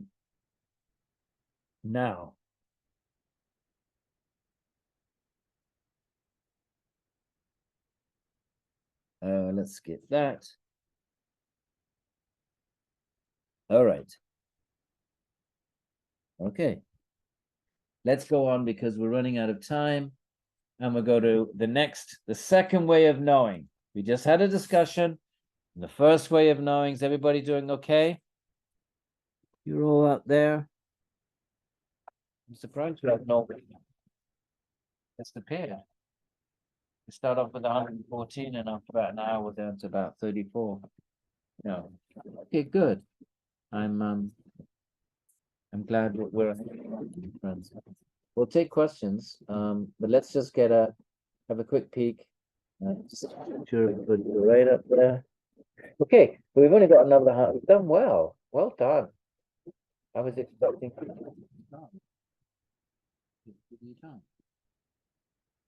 Edwin, something happens to your audio now and then. Okay, what happens to it? Sometimes You it's sound muffled. like inside a box. And what is there something I can do about it? I don't know if you're touching. Oh, I see. I'm putting my book on it. Okay. Okay. Thank you for that. Please tell me. I might be touching it or putting my. Yeah, I'm probably covering the speaker. All right. Have I done that a lot? Hopefully not. Okay, let's move on to the next form of knowledge, inference. Let's see what he says. Page 28. Right.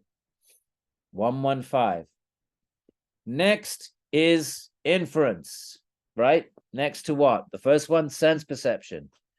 I know I'm being repetitive, but you'll forget this by tomorrow morning. Trust me. Sense perception. 4 conditions. Contact of sense and sense objects.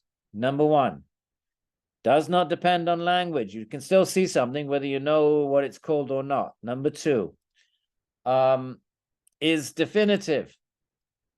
See, I've already forgotten. What was the 4th one? It's definitive. It's telling you exactly what it was.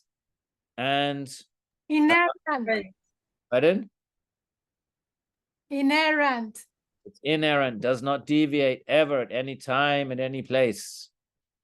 Well done, Eleonora. Right. So that's the first way of knowing something. The second, inference, which depends on previous perception and is threefold: from something prior, from something later, and through experience of a common characteristic. We won't do the last one, we'll do the first 2. Now, what is he talking about? Inference. The phrase, and now Vatsyayana is going to explain, right? What does he mean? What does the sutra writer mean by this?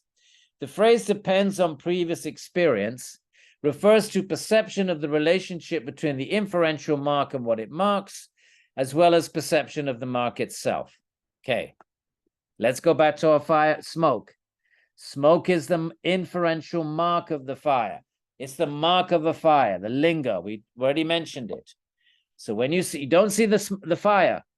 If you saw the fire, you would know it through sense perception. The first means there'll be a contact of sense and sense object.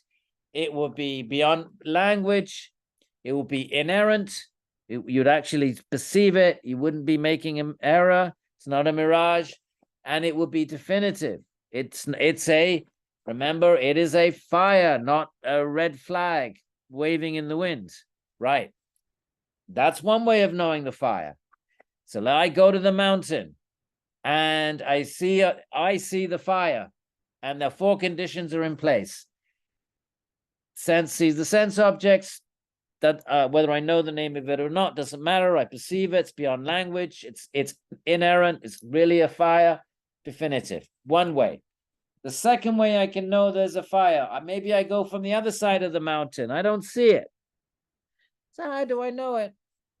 Well, I see the mark of the fire, the sign of the fire, the linga. Remember the Shiva linga. The linga.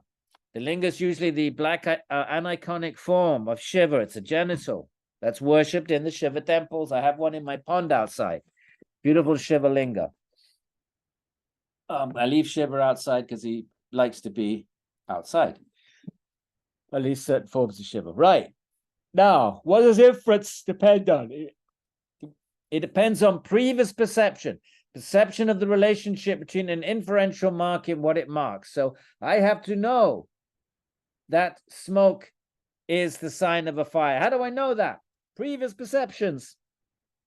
Wherever I've seen smoke in the past, wherever anybody in human society has seen smoke, it's always had fire as its cause. There are no known exceptions.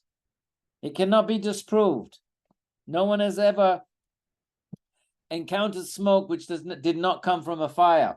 So therefore, so there are two perceptions when we infer fire from smoke. First perception is the relationship between an inferential mark and what it marks. What it marks is the fire. What's the inferential mark? The smoke. The smoke is the inferential mark. It's the mark of the fire which allows me to make an inference that there must be a fire. How do I know? Because I see the mark of it, the sign of it, the linga. What's that? The smoke. So I have to have seen it in the past. I have to have seen in the past that wherever there's smoke, there's always fire. Such that on one fine day, I see smoke. What permits me to say it has fire as its cause? The only thing that allows me to say that is that every time I've ever perceived smoke in the past, it's always had fire as its cause. Right. And now, second, the perception of the mark itself. Now I'm actually seeing the smoke. So there are two perceptions. Past perception of this relationship of fire and smoke. And now I'm seeing the smoke. That's two perceptions, one in the present, one in the past. Perception of an inferential mark, and what it marks, the smoke is the mark, and what does it mark? What's fire? So perception of an inferential mark and what it marks as bound together. They're always inseparable. For valid inference, it has to always be the case that smoke always has fire as its cause. That secures recollection of the mark as inferential. It's a recollection. Oh, I know. How do I know that smoke is the indicator of fire? Because I've seen it so many times.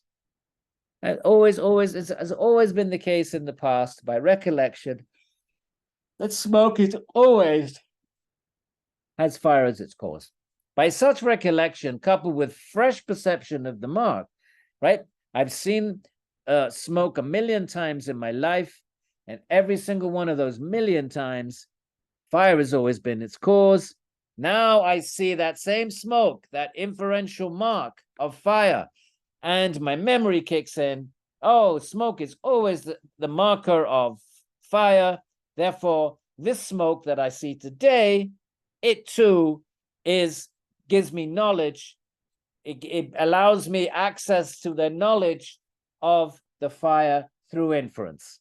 So that's the second way I can know the fire, even though I haven't seen it in this case. But I have seen the inferential mark, and I've seen that inferential mark millions of times in the past, smoke always being an indicator of fire.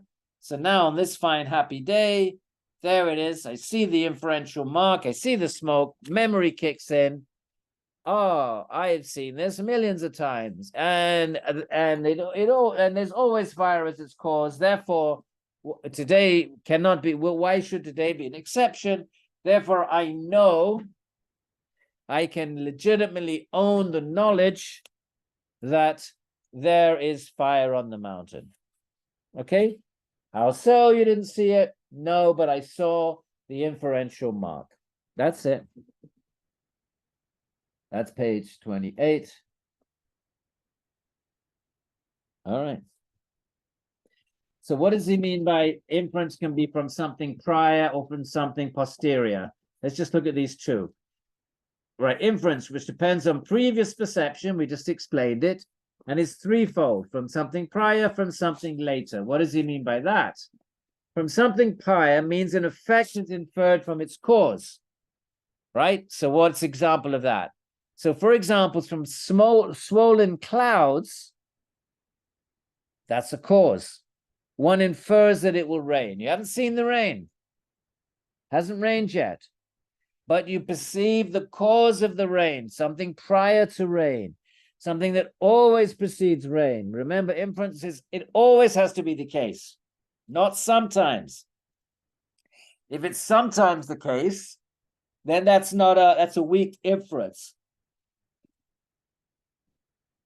So something prior is when you see swollen clouds. They are always prior to rain, or you hear thunder, or the sky blackens.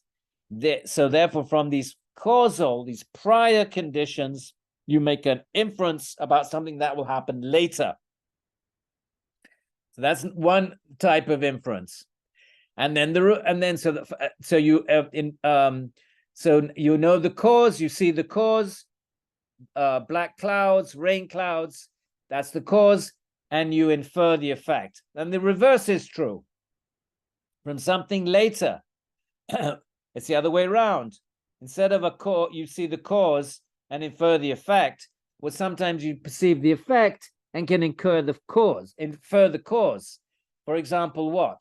So when something later means a cause is inferred from its effect. For example, if there's a river that's always calm and low, not much water, so seeing a formerly calm river brimming with rushing water, one infers that it rained upstream.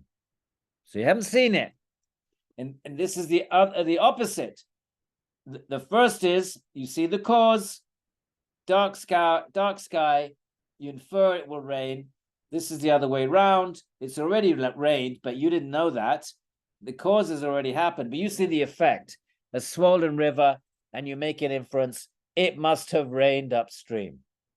So inferences can be from something, from cause to effect, or from effect to cause. Okay, that's all he's saying. All right. Let's move along. Skip.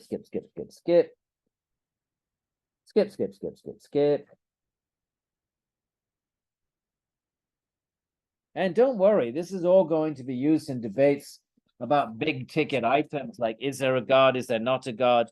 Is there an Atman, is there not an Atman?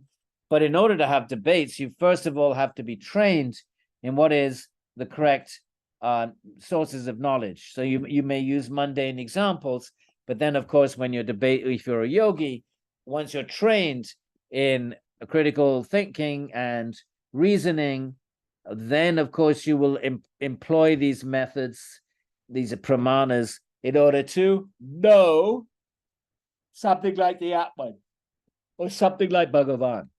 But first you have to train into the methods of knowledge. This is Nyaya's position. And they make a very valuable contribution to, in other words, you could be a Nyayika and a Vedantin, or you could be, it's not that you're a Nyayika, a follower of Nyaya is a Nyayika. It's not that you're a Nyayika and that's it. No, you could be my guru, my teacher, was a Vaishnava, a Krishna Bhakta. If you go to his tomb, if any of you are coming to Vrindavan to visit, I will take you to the Samadhi of my guru, and over the top of the Samadhi, it says Nyaya Charya. And then underneath it says Vedanta Charya, Sankhya Charya, Yoga, because he studied all the darshanas. But he, from a sort of a intellectual point of view, of course, he was a Krishna Bhakta, he was a Baba, his whole life was serving the cows, because Krishna loves the cows. And so if you love me, you love my dog, right? Is a saying in England, I don't know if it's American, love me, love my dog. So if you love Krishna, then you love the cows. So he loves Krishna, so therefore he loved the cows, and so therefore he established this huge Goshala.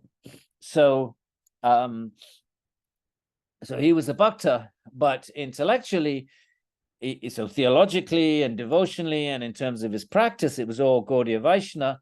It was Krishna Bhakti, but in terms of his intellectual training, he saw himself as a Nyayika. So the largest on his Samadhi, the main kind of descriptor is Nyaya Charya. And then underneath that he had all these other sort of labels. He didn't make it, his disciples did. But anyway, so why am I saying all that? Yeah, so you can be a Nyayika and a Shaivite, or in other words, you can be trained in, it's just like philosophy. You can be a Christian and be a philosopher. You can be a materialist and be a philosopher. So you go to a philosophy department and you get training in philosophy, but that doesn't determine your belief system. It just trains you to think and trains you in kind of standards, conventional standards, that you can have conversations and debates agreed upon. You can have those discussions and debates through agreed upon protocols, agreed upon sort of principles, such as what we've been discussing. So Nyaya is more a type of critical thinking rather than, I mean, it does defend big ticket truths like Atman and Ishvara. I'm not saying it doesn't. It takes a stance on these, but it arrives at its truths through reason. Never quotes a single scriptural verse, not because it rejects scripture, but Vedantins are already doing that. They're already spending their energy and their intellectual energy in trying to systematize and clarify the teachings of the Upanishads on Brahman. So Nyaya then is kind of just, philosophical training, Anvikshi, it was called. The philosophical method, right. So we're going to go along to, we're going to skip the fourth form of the one that yoga, because Nyaya accepts 4 forms of knowledge. We're not particularly interested in the extra one. So let's go to the third form of knowledge. Testimonial words, Patanjali calls it agama. What is it? Okay, are we clear? Listen, my friends, pedagogy is all about repetition. First form of knowledge, sense perception. What does it require? Contact of a sense and an object. Doesn't depend on language. Inerrant is always true. If somebody comes along and shows it to be not true, then it was never knowledge all along. It was always error, but you were under, because you were in a state of error, you thought it was. Someone in a state of error thinks they have knowledge, but it wasn't true knowledge. It just takes a while for you to realize it's not true knowledge. So it has to be inerrant. So it can never be disproved anytime, any place, anywhere. And the third thing is definitive. It's clear. It's clear. It's clear. It's no good saying, is that a cloud of dust or is that a mist? That's not knowledge. Right, now what's the third? How does he define the third way of knowing? I think the mic is covered again. It is, thank you so much. I'll put my, excellent. I'll try to be more mindful. Third, testimony. What is it? Instruction by a trustworthy authority. Because words, so 3 ways of knowing the fire. 1, I see it. 2, I see the sign of its smoke. Now, the third way I can know it is that I walk to the mountain, I don't see fire, I don't see smoke either. But the park warden comes down in the park, ranger wearing the uniform and says, no, you can't go to the mountain today. Why not? There's fire. So now I go, and now I have the knowledge. I have an object. I have an object of knowledge. I have the known, using the language that we found earlier on. I, the knower, have knowledge of the known, something that's known, that's a fact, that's really out there, fire, and I have knowledge of it. So remember the 4 ingredients. I'm the knower. There's a thing to be known, that's the fire, and there is the actual knowledge of it itself, which is a state of mind. It's different from the knower, and it's different from the object, fire. My state of mind that there is fire, that's not the same as the fire.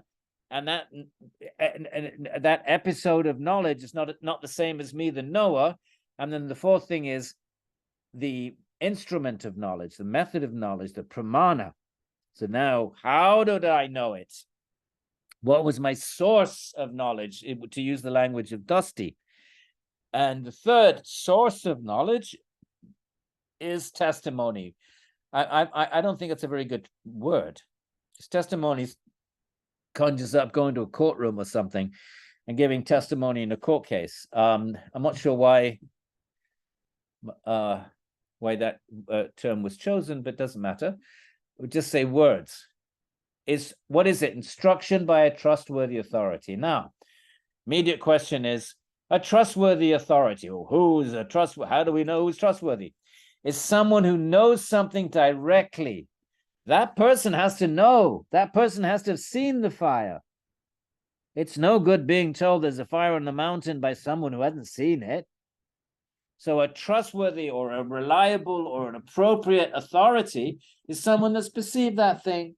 So I don't know the Atman. I haven't perceived it myself, but I read the Upanishads, and I happen to believe that the sages of the Upanishads have seen it.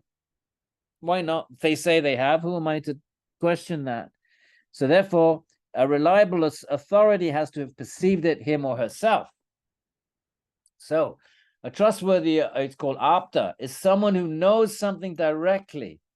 An instructor, and two things. Person has to know it, and also an instructor with the desire to communicate it faithfully as it is known. Words, if someone doesn't tell me and just sits in a cave, right? This is why we honor our teachers.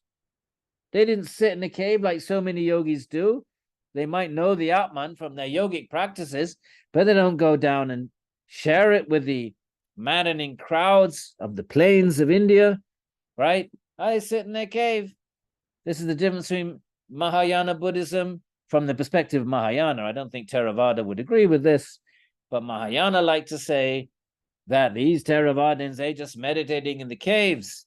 They're not worrying about everybody else. And we great Mahayanis, we are bodhisattvas. We don't even enter into liberation, even if we could.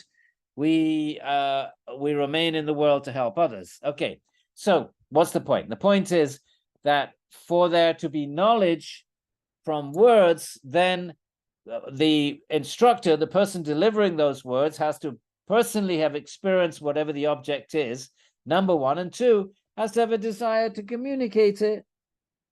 Otherwise, you wouldn't hear about it. And this person had a desire to tell you. The two things.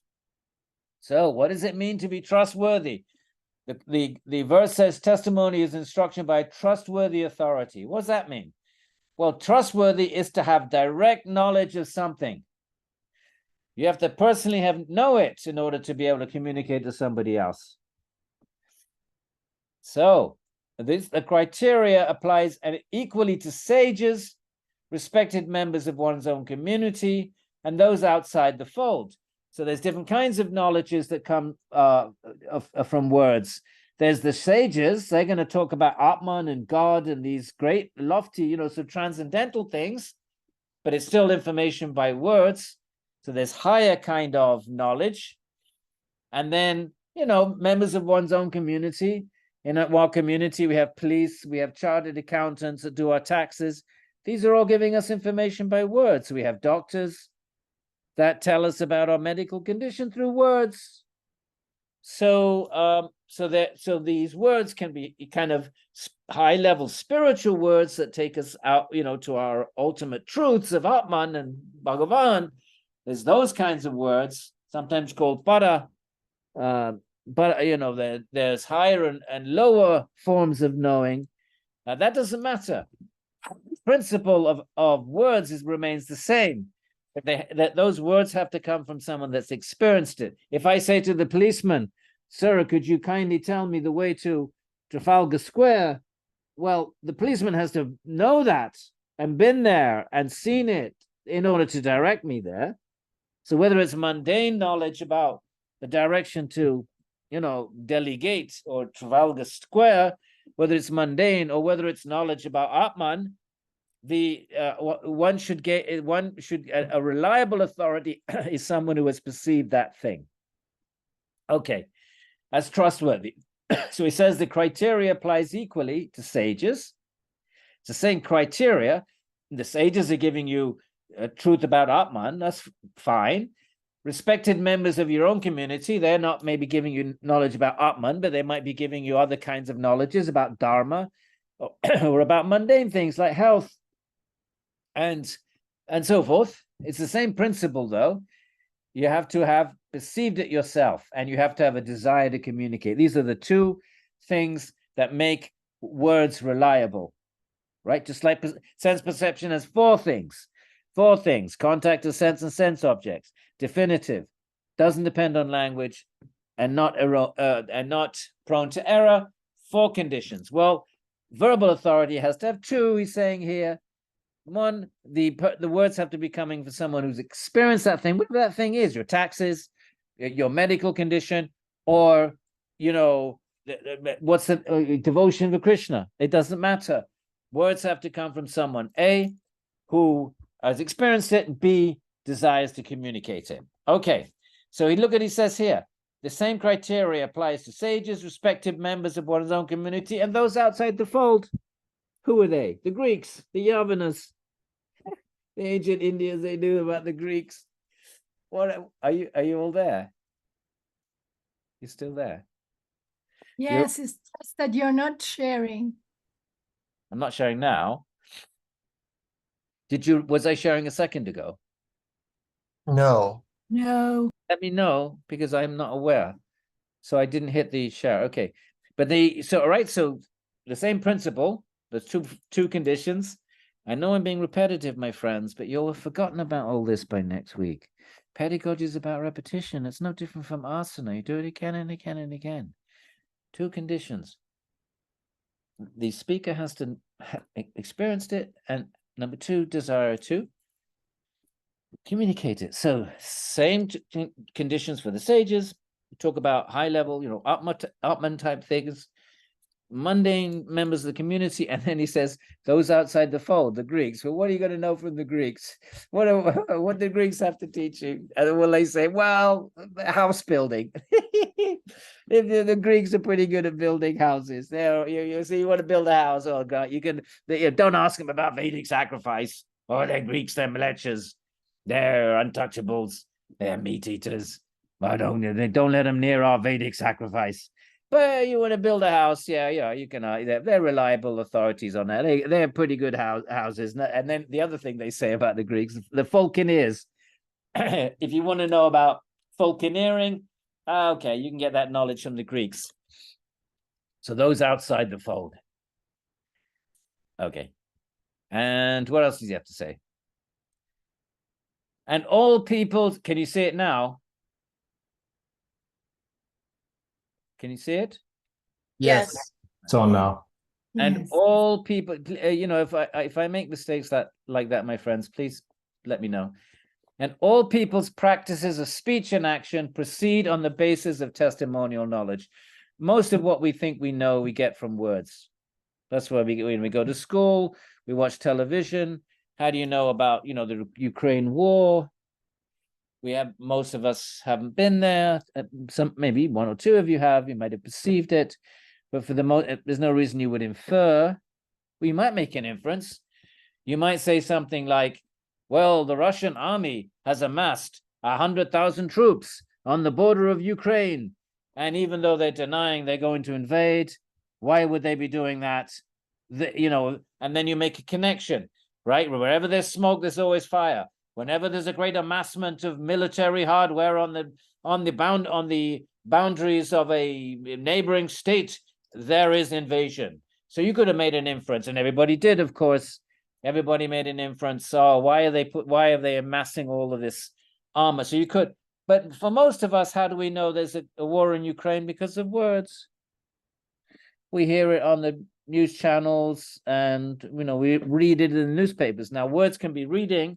Back then it was oral. People didn't have, I mean, they had, you know, a few brahmanas had parchment, you know, they wrote things, but the vast majority of people didn't have. You had to be sponsored by a king. You had to have some kind of resources. The scriptures are all written out by hand. So that took some, you know, not everybody could do that. So how do people get their information orally? Nowadays we have the printing press, but it's still words. when the words go in the ears or go in the eyes, they're words. It's a third form of knowledge. Okay, in our day and age, it's reading but also words. That's why we go to school and that's why we watch television. Okay, let's finish up. So now you have the opponent. Remember the opponent, the opposing point of view. So when you the commentaries always introduce an opponent who has an opposing point of view from another school. Here's the opponent. So regarding the sutra, testimony is instruction by a trustworthy authority, right? So that's how you get, a testimony. What is testimony? What is agama, Patanjali calls it? It is instruction by a trustworthy authority. So the opponent says, mustn't the veracity of such authorities be confirmed? How do I know they're reliable, he says. Wouldn't I have to make an inference first that the person is reliable, in which case, actually, this is an inference. It's not a separate source of knowledge. Nyaya wants to say there's 4, but let's say 3 sources of knowledge. And one of them is words. Well, the opponent says, well, actually, in fact, the opponent does say that. You know what the materialists say? They say it's only one source of knowledge, perception. What you say is the second source of knowledge. It's still perception. I see the smoke, and then I make an inference it's connected to fire. So that's also perception. And the third form is I hear the words.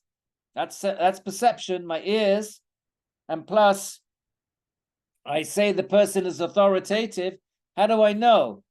Because in the past I've seen the relationship between the behavior of someone and the person's authoritativeness, and so forth. So you can make arguments like that. So here the opponent is saying, how do I know this person is authoritative?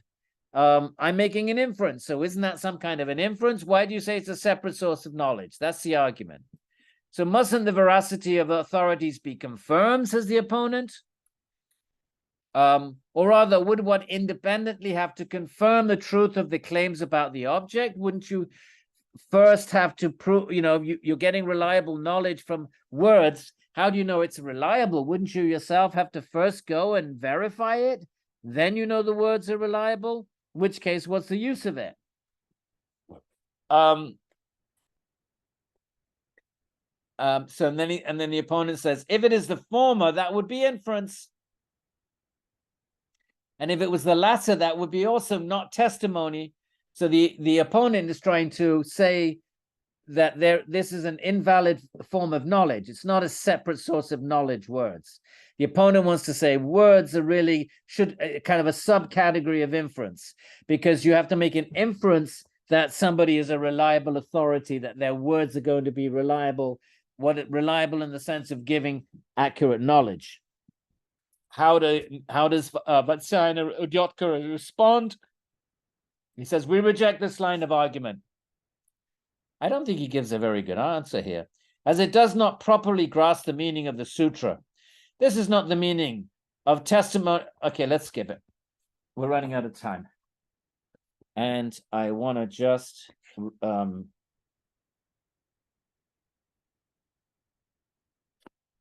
get to the point that each of these 3 has a higher and lower aspect. Perception can be perception of mundane things. So it's called para and apara. So the para is the higher and apara is the lower.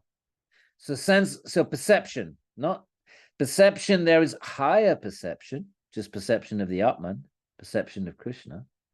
And lower, which is, perceiving the tree in my garden. Same with inference. You can make an inference as an Atman, higher. Inference that must be a Ishvara. And lower, I infer there's fire on the mountain, mundane. Same with words. Para and apara. Words that speak of higher things like the Atman and God, and the words that speak of lower things like how to file your taxes, right? So such testimonies of 2 kinds, because it has 2 kinds of objects. That which is experienced here in this world, like trees and taxes and and anything else, and that which is not experienced here in this world. That's the sutra itself. So Vatsyayana explicates on this. Something experienced is an object of which there is experience here in this world. Something not experienced is an object which is discerned elsewhere. Thus, statements made by sages, right? Sages are not going to talk about taxes and agriculture. Why are they sages? Because they talk about heaven. So he gives an example. Statements about heaven, for example, and statements made by ordinary folk. What is the point of mentioning this? He says, it is that a person should not hold that the instruction of a trustworthy authority is knowledge only with respect to something experienced, thinking that in such a case alone is the object definitively known.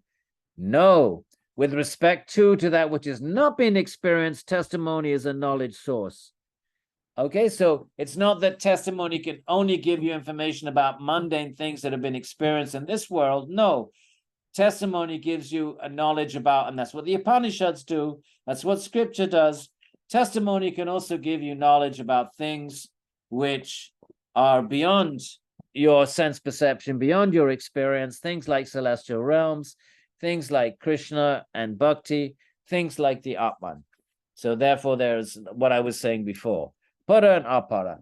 There's mundane testimony, and the same applies for the other two sources of knowledge.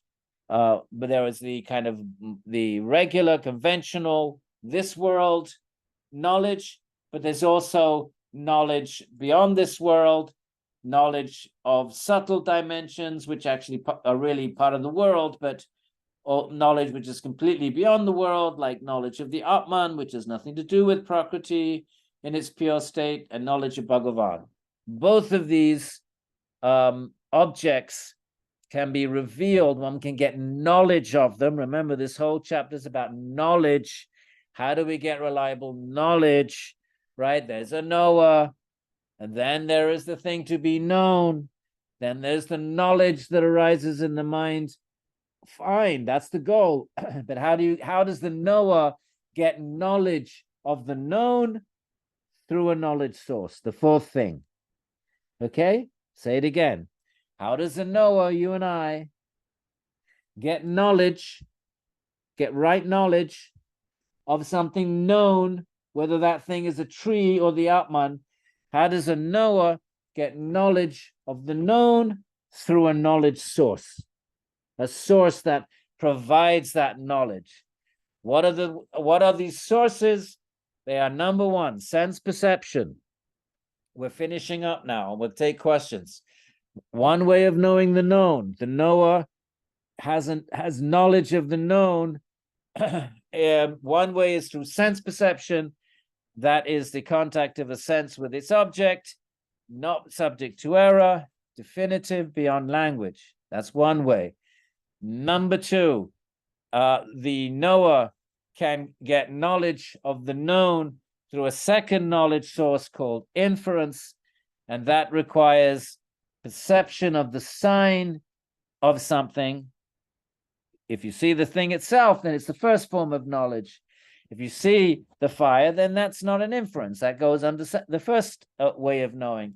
But the second way of knowledge, you don't see the thing itself, you see the mark of it. Now, whether that mark is a prior, causal, or if it's an effect, right? So the cause, you see the heavy rain clouds, and you infer it will rain, though we haven't seen the rain. That's cause to effect, or the other way around, effect to cause. So you see that the river is brimming, and you infer that it must have rained. So this is the inference, and it requires two perceptions. Perceptions of the mark itself, and prior perception of the relationship of that mark and the object. So you see the smoke today, and you infer the fire. That's one perception today, but then there must have been perceptions in the past where you saw that they call it concomitance. Concomitance means wherever there's smoke, there's always fire. They concomitant, if there's one, there's always if there is the smoke, there's always the fire. Then the third way of knowing, the third way that a knower, I know I'm being repetitive, I don't care. Pedagogy is about repetition, just like asana. You do it in asana, and people like me have to suck it up, and we still are lousy at it. So this is the really, my friends, you have to reinforce the samskaras again and again and again, because this is unfamiliar territory, and it only becomes familiar by dint of repetition. The third way of the knower can have knowledge of the known, the third knowledge source that connects the other three. The knowledge source is connecting a knower. It's giving the knower knowledge of the known. That process is mediated by a knowledge source. The third knowledge source is words. We receive information about an object from a reliable authority.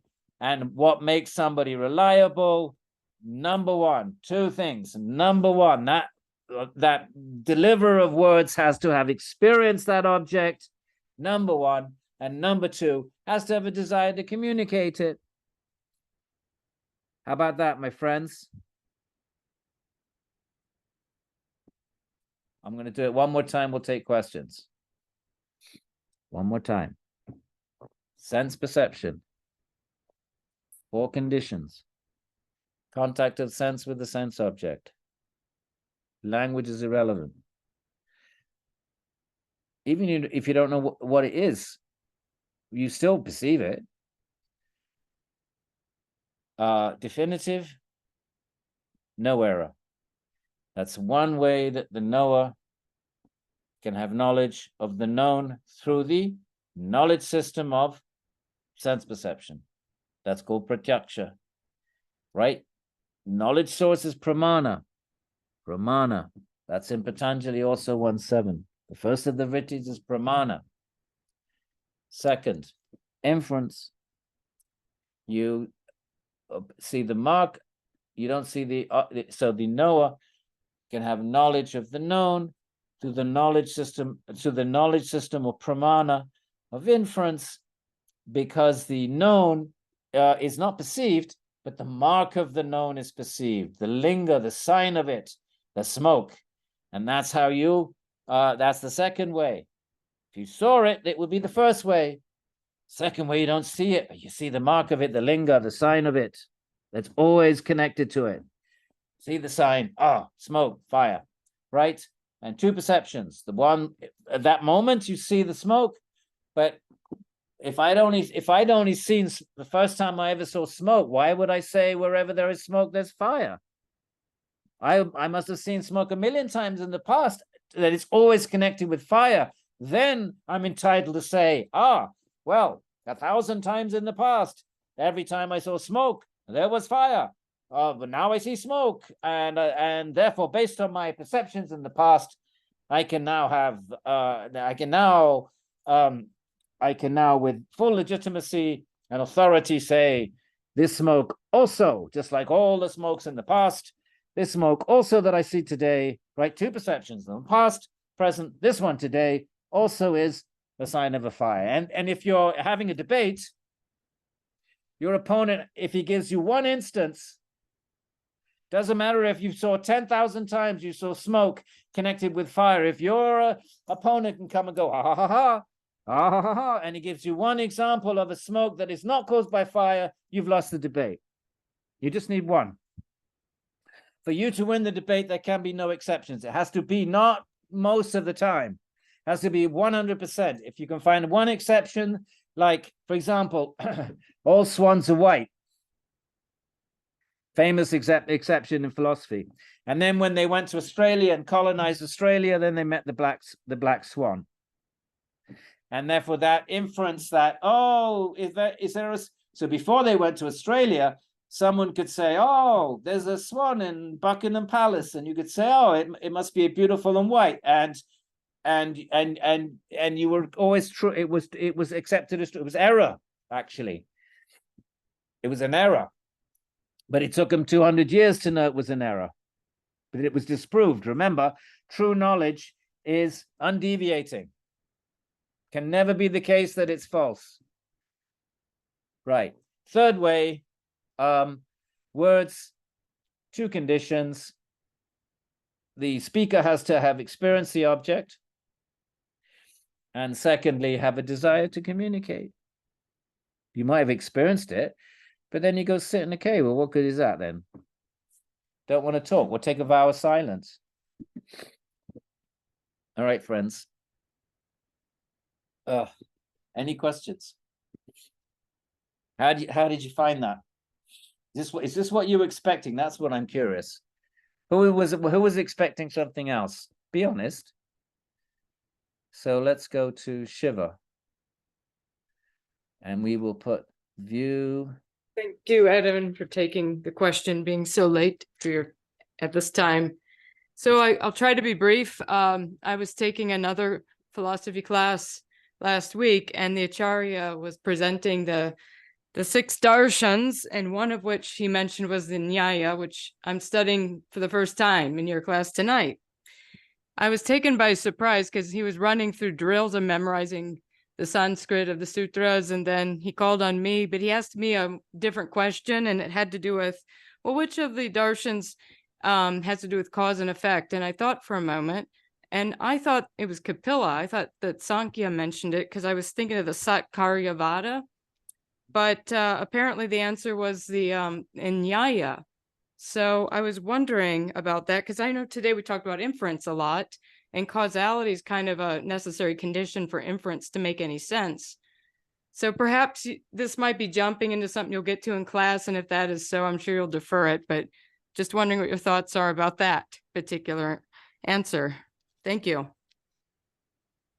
Well, definitely Nyaya is about cause and effect. In fact, philosophy and science is pretty much all about cause and effect. I mean, science is, to a great extent, you examine effects and try to analyze the causes, or you perceive causes and try to predict effects. I mean, as far as I can see, you could pretty much, if you wanted to, you could pretty much characterize science as being a cause-effect kind of a methodology. But I think you could also say Sankhya was. In fact, the name for Prakriti in the Sankhya Karikaras is anumanita, the one that's inferred. One of the names of Prakriti, usually they use the term pradana, but I think right in the very beginning, somewhere in the beginning of the Sankhya Karika, there's, how do we know there's a Prakriti? You infer it from its effects. So you perceive these evolutes, and you infer that these evolutes must have evolved from some kind of a common substratum. So it seems to me, that your teacher was right. I mean, typically Nyaya is the sort of cause and effect tradition that really engages cause and effects in a very obvious and consistent way. But I think you could make a case, you could make your case, and you could say something about, well, Sankhya also sees itself, it sees itself as an inferential tradition. Sankhya doesn't quote a single verse from the Upanishads. It's like Nyaya. So therefore, it's not relying on verbal testimony. And the perception that it's after is a Patanjalian one. But all of these intermediate in between, perception of the Atman and Prakriti that you infer, you have all of these evolutes, which you're inferring. You're inferring that qualities must reside in substances. So we only perceive qualities, we don't perceive the substances. I mean, maybe they say yogis can, but most people don't perceive substances. So you perceive qualities, and then you infer that qualities must be grounded in substances. And then contra Buddhism, Buddhists say that substances can be divided in ever reducible, ever reducible, ever reducible. You never end up at some non-reducible entity called an anu or called a mahabhuta. Well, Sankhya would say no. Or maybe Nyaya would say this. At some point, there must be some fundamental subatomic particle that is no longer reducible, because everything is infinitely reducible. Then everything will be equal to everything else, because every entity would consist of an infinite, ever reducible parts, and therefore, how do you account for the difference in size? And all this is inference. So I think you could make a definite case, and certainly the Sankhya sees itself as a school that's the primary pramana of what's their pramana. On what grounds does Sankhya claim to be giving knowledge? What do we just say? The knower, there's a known, and the knower receives knowledge. Then the question is, what's the knowledge source? Well, so how does Sankhya understand its system? On what knowledge source does the Sankhya scholastics understand their tradition? What knowledge source is it based on? Anumana. So say all that to your teacher, see what he says. Yeah, so it'd be good to get his opinion, and I really appreciate your feedback on this and your time, Edwin. Good to see you. Welcome. Good to see you, Shiva. Thank you. Any next question? Is that Rhonda? Rhonda's got a hand up. Yeah, I was just curious what you were saying too about the Yoga Sutras. So in Sutra 141, it mentions those three, the knower, the known, and knowledge. Just so, and it's talking about samapatti, I believe, in that one. And so is that also like an example of potentially throwing out that concept? Because it does seem like I see this in a lot more scriptures where it's using that example of the knower, the known, and knowledge. Yes. I'm sorry, I was a tiny bit distracted at the beginning of what you're saying, and so Patanjali would say, okay, so he would say 141, yeah. Sorry, which verse? At 141. 41. Uh-huh. What does it say? 141. It's talking about samapatti, complete absorption. This is your translation of the Oh. mind when it's free from the vrittis, occurs when the mind becomes just like a transparent jewel, taking the form of whatever object is placed before it, whether the object be the knower, the instrument of knowledge, or the object of knowledge. Yes, but how? So what is the source of knowledge? What is the pramana prioritized by Patanjali? Okay, the knower, and there's the known. Whatever that known is, whether it's the mind, whether it's the, and when he talks about knower, there he's not talking about the Atman. He's talking about buddhi. Okay. Yeah. So in Patanjali, what pramana is prioritized? Perception. Right? When you chittavritti nirodha, that's your method. Tada, what happens? Drashtu swarupe vastanam, then the seer abides, experiences, perceives its own nature. Why does he use the term seer? It's perception. So he's not using inference there. He's not making an inferential case. He's not saying, well, there must be a seer because there are properties like consciousness which must reside in a substance. He doesn't say that. Nyaya says that. And he doesn't say, well, there must be a seer because the Upanishad, this verse here in the Upanishad speaks of a seer. That will be words. No. What's Patanjali saying?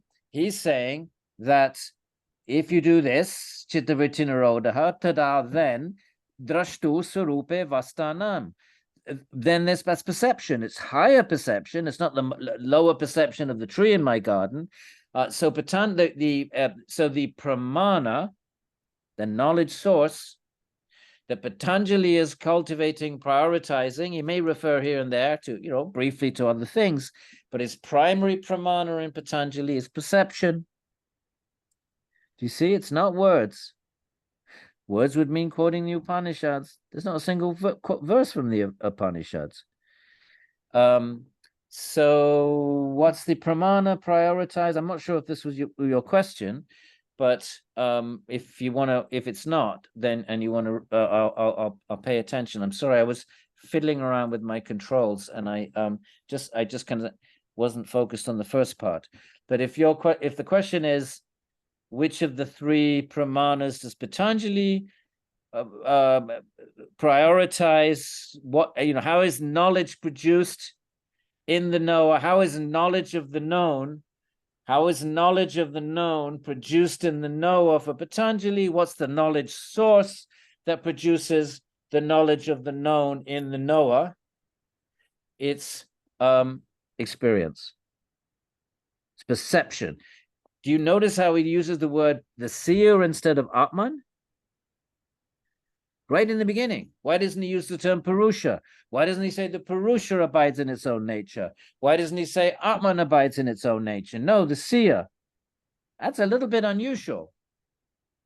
Sankhya, it's not, I'm not saying it doesn't occur elsewhere, but, terms like Atman and Purusha are far more preponderant. They're used far more than the seer. Because, maybe he's stressing right at the beginning that the pramana that is that yoga is interested in, that yoga is going to be prioritizing, that pramana is the perception, but not the lower perception, the higher perception, the perceiving of the Atman. But Atman perceives itself in itself through itself. It's still kind of perception. He calls it drashtra, seer. And he's not talking about eyeball seeing, that's the lower seeing. So if that's your question, then yoga prioritizes experience. Nyaya prioritizes from the three sources of knowledge. Yoga is all about perception. Sankhya and Nyaya are about inference. Vedanta and Mimamsa are about words. And Vaisheshika also is about inference. So you've got three schools that are inference-based. One that's perception-based. Two that are words-based. I'm so glad we're doing this. This is good, important stuff. And you all are becoming such sophisticated yogis, isn't it? Well, yoga's been around 50, 60, 70 years now. We're now becoming much more informed consumers. So you're studying Nyaya. That's amazing. Is that okay, Rhonda? Yeah, thank you. It's just, again, it's always been a little bit of mystery with 141 explaining samapati. So just him using those words of the knower, knowing, and knowledge, and hearing you expand it more, talking about Nyaya, it again seems like an example of how Patanjali, like you were saying in the very beginning, brings in the concepts, but doesn't have to explain all the background, because we have these other darshanas that go deeper into it. Yeah, let me just go and get my Yoga Sutras, because I want to just make sure that, let me just look at 141. Excuse me.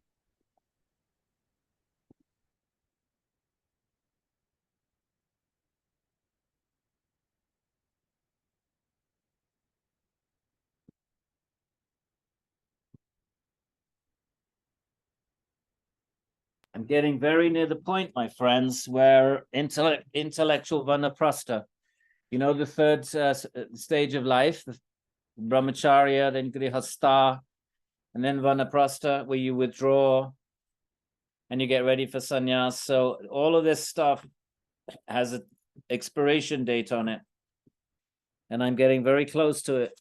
So 141.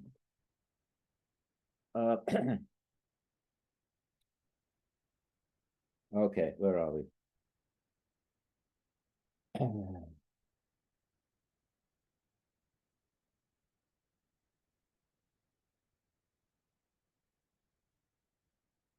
Right, so this is a kind of knowing, but it's taking place in the mind, and the mind perceives the knower, and it perceives the instruments of knowledge, including itself, and the object of okay. This is a high kind of type of pratyaksha. Yeah, it's a high. Okay, good. You're connecting it. I think that works. The mind is, and what's its pramana? It's pratyaksha. It's perceiving. The mind is perceiving. But the mind here, whether the object be the knower. So the mind is perceiving the knower. I mean, it's been so long since I wrote this, but I want to say the knower is the Buddha. It doesn't matter. We don't have to get into details, and we can go back and read the commentary. But your point holds good, Rhonda. I had long forgotten that verse, and you're right. It does sort of connect these four things together. Thank you. Yeah, Siegfried.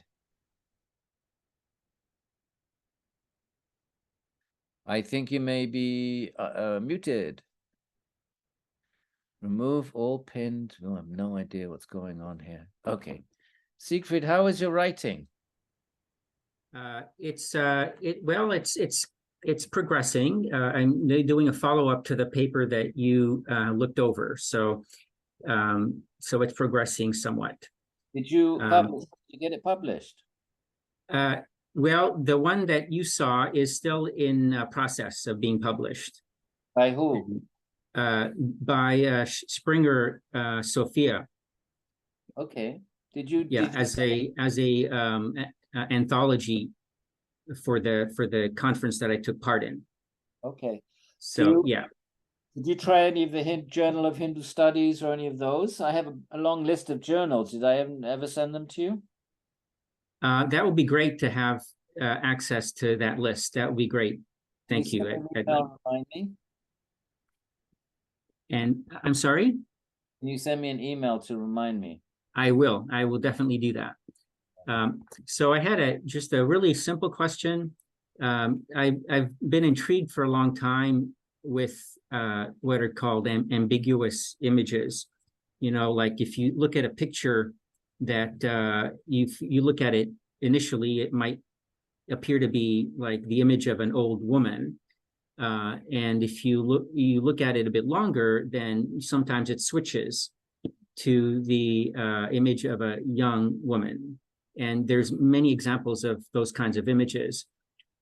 So my question was, how would Nyaya regard such an image? Because it doesn't seem to satisfy all four conditions of a percept, you know, because it's not definitive, but yet it's real. It's something we can look at, and you know, sometimes we'll see it one way, and sometimes we'll see it a different way. So I was just curious what your thoughts are on ambiguous images. Siegfried, I have no idea how Nyaya would respond. But if you're inviting me to do some constructive philosophy, then, you know, in other words, within the contours of Nyaya thinking, if I had to sort of put on my Nyaya hat, they would say something like you just said, that there's a real thing out there. There's a real thing, a piece of paper with black dots on it. That's a real thing. Now, if you look at the black dots from this side, it's a duck. If you look at it from that side, it's a woman. And that's what they would say. There's a reality to it. And so the reality is there's a piece of white paper with black dots on it. I mean, there's a real substance out there which has shape and form and certain properties and qualities. And then now, if then you were to say, well, what knowledge is so perception, then the knowledge source would be perception. So you got your knower, you've got a knowledge source, perception. You have the known is only partially known, right? So therefore it's not definitive, right? Which you just said. And therefore, yeah, then I suppose they would have to conclude that it's not genuine knowledge. But that's a bit of a tricky one because it's not falsifiable. So then let's work on this together, Siegfried. You chip in, put on your Nyaya hat. You know, I have no more access to this answer than you. So let's just say they would say, if you look at it this way, there's a definite knowledge about it.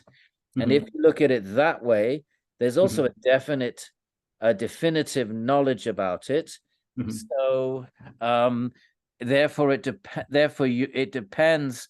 The object has both of these knowledges embedded in it, and it depends on your angle of vision or something like that.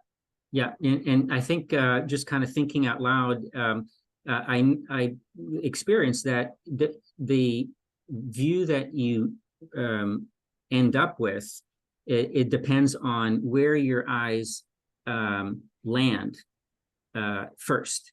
And so then the visual percept kind of builds from the initial landing point of the visual sense. Yes. And so then that would connect to what you were speaking earlier about regarding cause and effect. You know, there's the so if you land on a particular spot on the image, then that would generate the visual perception of one type, and then if you land on a different point, then it might create this this alternative view. So then so the problem, yeah. So then the problem lies in the knowledge source, because both those things are present in that piece of paper.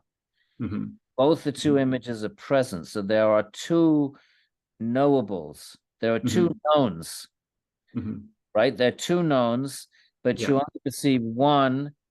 So therefore, so therefore the issue is the knowledge source itself is subdivided. Knowledge So- source being pratyaksha, that if you look at it from this way versus that way, or whatever the qualification is that you want to make to it, that qualification is a qualification of the knowledge source, not of the known. The known itself contains both those images. Would you agree? Yeah. And you know, I was even thinking, is there a category of objects which you know, don't have this kind of definitive property, you know, to supplement the category of objects which do have a definitive property, you know, all four of those qualities that objects have to have. And it seems like this would be one example of this other category of objects. Anyway, so I'm not sure that Nyaya would allow that, Siegfried. They would Okay. want, I'm not sure they would be comfortable with that. They would want to say the object itself, because they're real realists, okay, hardcore realists. okay, And there's a real thing out there, and there's a real image out there, and the dots are real. The dots are not moving around on the piece of paper. They're real. So therefore, the known is stable, it's static. But, so therefore, they would then want to, you know, the knower is the same. And okay, the knowledge is twofold, right? It's a duck or a woman or whatever you want to plug in there. So therefore, that knowledge, that known contains two knowables, which can therefore the known can give you two knowledges. And how is this so? It sounds like it's not definitive, and therefore it breaks the requirements. I think they would fiddle around with the knowledge source.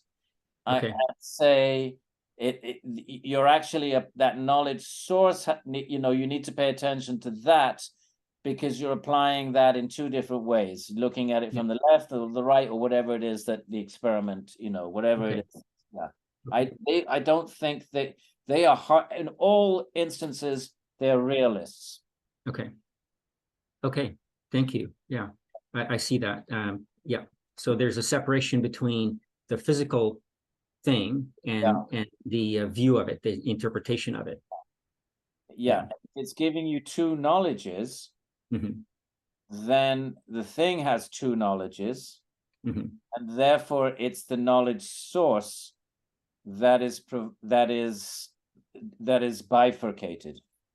Okay. Yeah. Something like that. Yeah, thank you. Appreciate That's like complete speculation.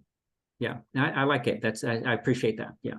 You could always write to Dusty and just tell him that you know that you took that we were studying together, and just ask him that, see what he has to say. Dusty, just keep it short. He's very busy. If you want to write to Dusty, he's in Bridgewater University Philosophy Department. Okay, thank you. My Will name, do. he should reply. Yeah. All Okay. right. If it's very important to you, Teresa. Radhe. Isham. Thank you. Thank you so much, Edwin. I had a thought, several during the class, about how this this is fascinating because it's just like a tool to sharpen our discrimination, and it can be very useful in every possible situation, and especially with the amount of information that we deal with constantly. So that led to kind of a question, which would be if all this philosophy is much more, which I think it is, more concerned about real knowledge that would be then tied to the things that are actually non-changing. So allowing us to discriminate the things that, because they change, they will lead us to an error sooner or later. That's the question. And I have one suggestion for the previous discussion about the image.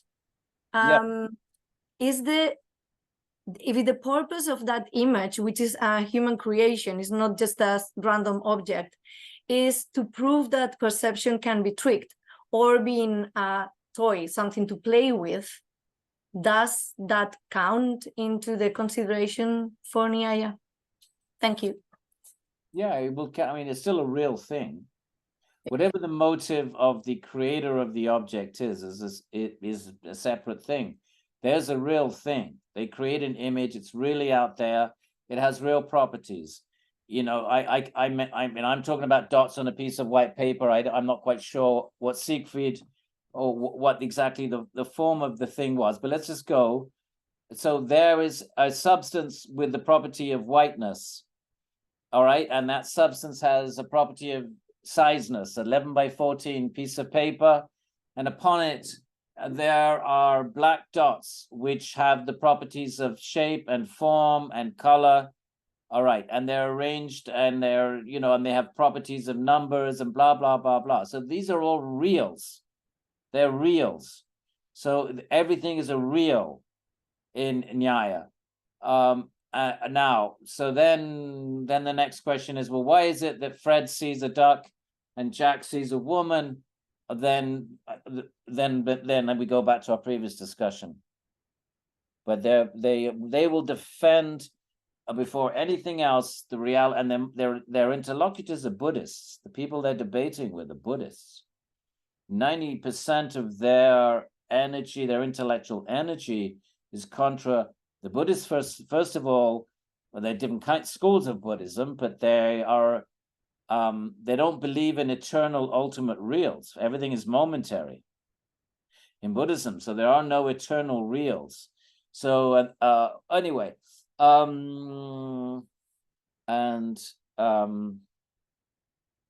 your first question was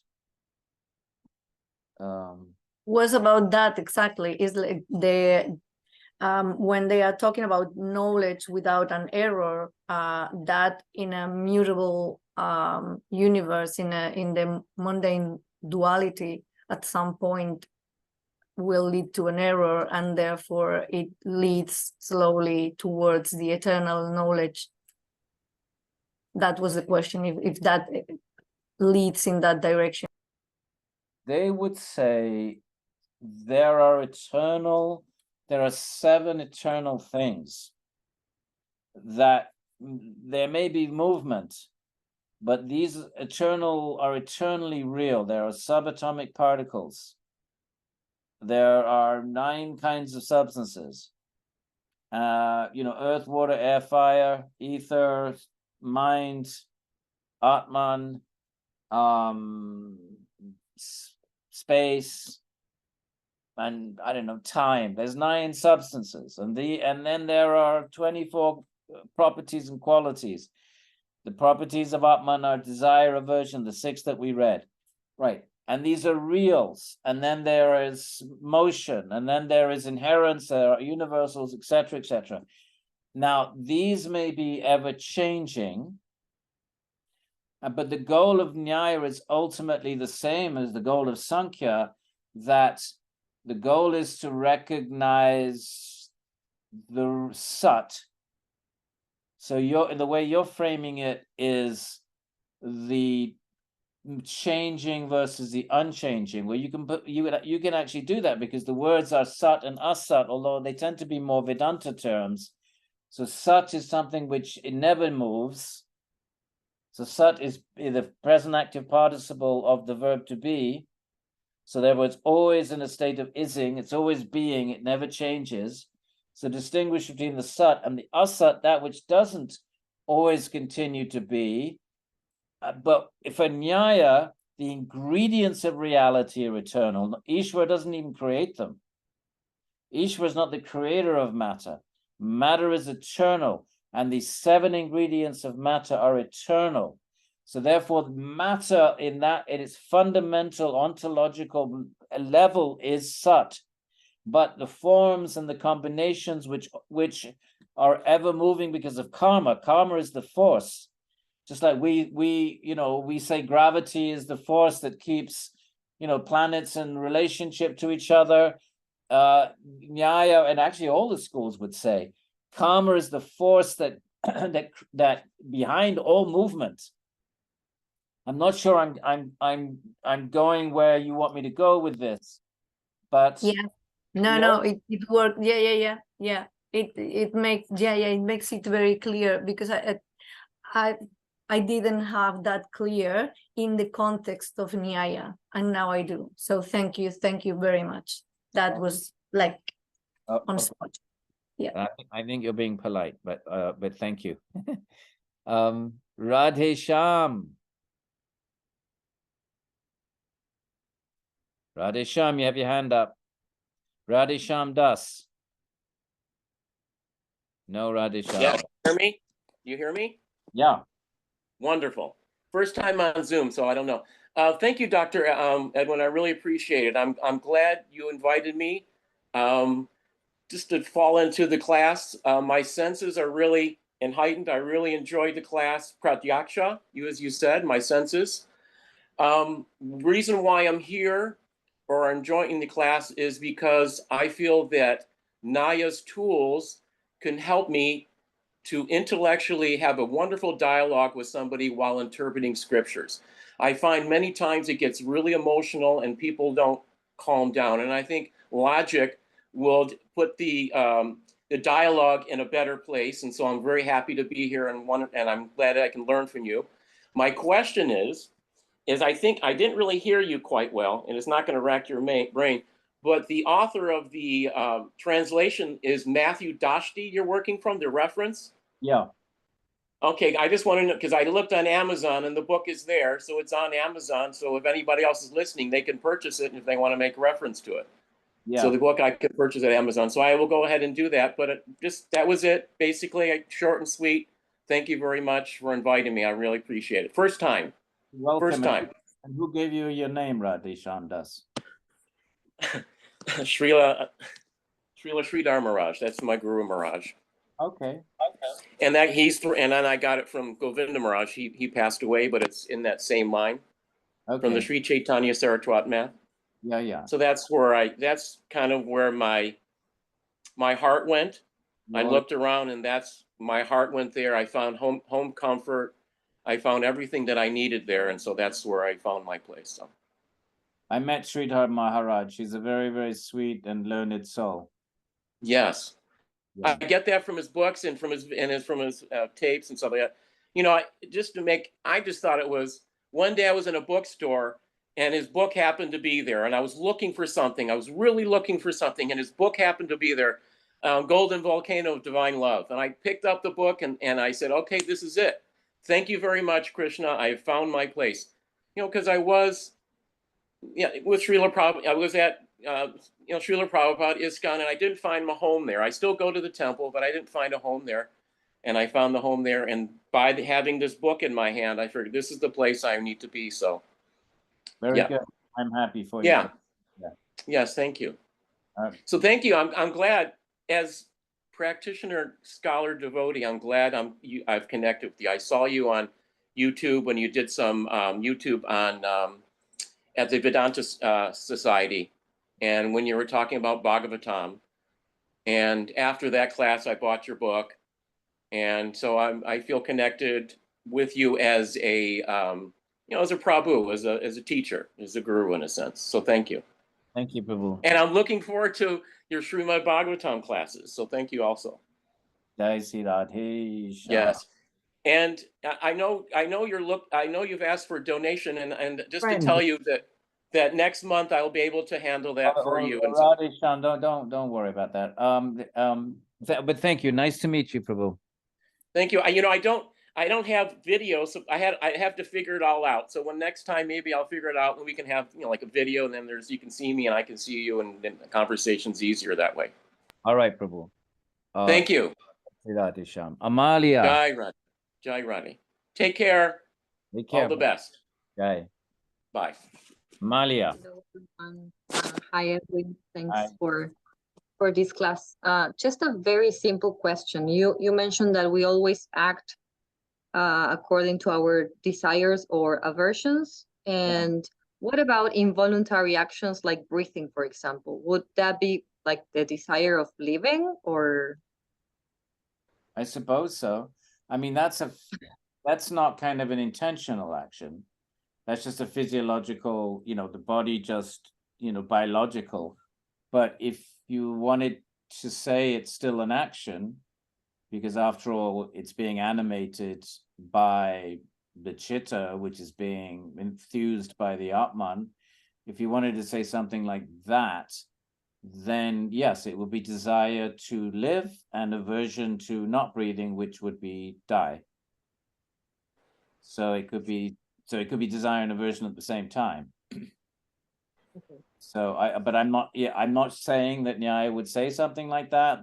They might say what you first said, that it's just kind of a biological, it's not an intentional thing, it's a biological automatic thing. I don't know. But yeah, Nyaya would say everything is monitored, and the Gita says it. And even Patanjali says it. It's avidya, okay, that's the building block, that's the mula. That's the kshetra uttaresham, it's the field of the others, the ignorance, we're ignorance of our Atman, okay. Ignorance kind of reifies around this particular body mind. So we start thinking in terms of gender and race and profession and ideology and all of that. And then this particular body mind has raga dvesha. And so when we actually act, as we were just reading the other day, the beautiful verse in the Upanishad, which is a lot less philosophical or schematic or schematized, the Upanishads say, you desire. No, it says it starts with desire, then comes intention, then comes action, then comes reaction. They have 4 stages. The first is action, and then there's intention, and then there's desire, intention, action. So desire is, and aversion and desire are just flip sides of each other. When you desire something, you are kind of almost automatically averse to something else. Like you desire to eat something, well, you're averse to eating anything else. I don't know. I think probably I have to think about this. It's just come to my mind now. Is the desire always, in other words, if it's a flip side of the coin, then the other side is always there. It's just hidden, right? So you flip a coin, it comes up heads, but tails is underneath. So is a desire which is prominent and manifest, is it always the case? I'm speaking aloud now. Is it always the case that the desire in its own underside contains an aversion to its opposite? So I'm only aware of the desire. Like if I flip the coin and it comes up heads, I'm only seeing the heads, but the tails is inseparable from it. So therefore, if I desire something, am I simultaneously averse to the opposite of whatever that thing is? I think we can think about that, and we might come to the conclusion that could be the case. I'm not sure that's where you were going with it. Literally that thinking just came to me now. I hadn't. It's not. That's not a thought that I've baked very well, or even entertained before. That's I didn't go that far, but I think it's a very interesting thought. And well, thank you so much. You have been very inspiring for me lately, and I'm very happy to be here. Then can you say Jai Sri Radhe Sham? Jai Sri. Can you Radhe repeat? Radhe. Radhe Shah. Perfect. Hi, Radhe. Jai Radhe. Rudraksha. See, Rudra, you got an aksha there. We just did pratyaksha. So now you have the aksha of Rudra. Then that's, you know where the aksha of Rudra is, don't you? Right there in the between the eyes. That's the aksha, the third eye. Namaste, Edwin Ji. How are you? Namaste. Very well. Aren't you you're not in Malaysia, are you? No, I'm not, but I'm coming right before you take Vanaprastha to harass you a little bit in Vrindavan in a couple of weeks. Oh, excellent. Fantastic. Are you really? When I read your email, I booked my ticket. So and it was, I think, near Janamashtami. So I found it to be very auspicious, or maybe the blue moon or Shiva Rudra moon or something like that. Okay, I have a proposition. Perhaps me and Jared can give you our questions and then you answer them when you are more resourced. That's your choice. But I will ask the question and maybe you can just pause and just go to bed. So I'm so excited to ask you this question. You said para, higher perception. That which is not experienced in this world, but isn't Krishna experienced through this world, through Prakriti? So isn't Krishna experienced through this world? And then you said Krishna's, when Arjuna sees Krishna in the 11th chapter. Okay. Arjuna says to Krishna, let me see that form of yours. And Krishna says, Dibya dadami te chakshush. Pasyame yogameshwaram. I have to give you divine eyes. So those are para eyes. So Krishna may be in this world, but you're not perceiving the divine form of Bhagavan. You're like when Krishna walked into the arena, the wrestling arena. Yeah. Matra, was some saw him as just a powerful male. The ladies all saw him as a gorgeous man. And everybody saw him according to their drishtikon, right? Their perception. Some saw him as death personified. Right. Now, Arjuna doesn't want to see any of that. He wants to see Krishna in his transcendent nature. And Krishna says, then I have to give you, and he calls it divya dadamite, divya chakshus, divine eyes, which is para. So in the case of Bhagavan, to see Bhagavan, you may see Bhagavan with the apara, and you think Bhagavan is just apara, like the Rakshasas and all, so many people, not everybody knew he was Bhagavan, right? So then they are still very incredibly fortunate. After all, they're seeing Bhagavan, and when they die, they all get liberated.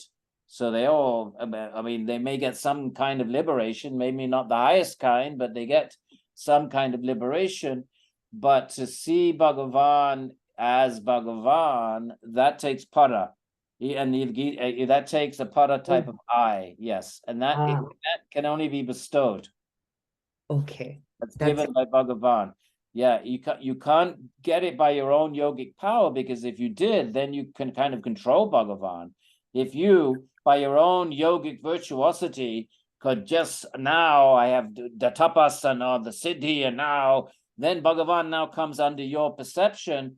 You've now forced Bhagavan to be seen by dint of your yogic power. But it's only revealed after great tapas anyway. But it has to be revealed. No, but I mean, it has to be revealed. It's not that your tapas generates like all the other cities. Go ahead. Sorry, I'm interrupting you. How rude of me. Go ahead. Like the vision the yogi gets in sampragnata samadhi. That happens with great tapas. It depends on the vision now, Rudraksha. If we're talking about the Atman, yes, you can see your own Atman through your own tapas. through your own ego, through your own just intense mind control. If we're talking about Bhagavan, there's nothing you can do. All the tapas that you do, everything is simply trying to get the attention of Bhagavan.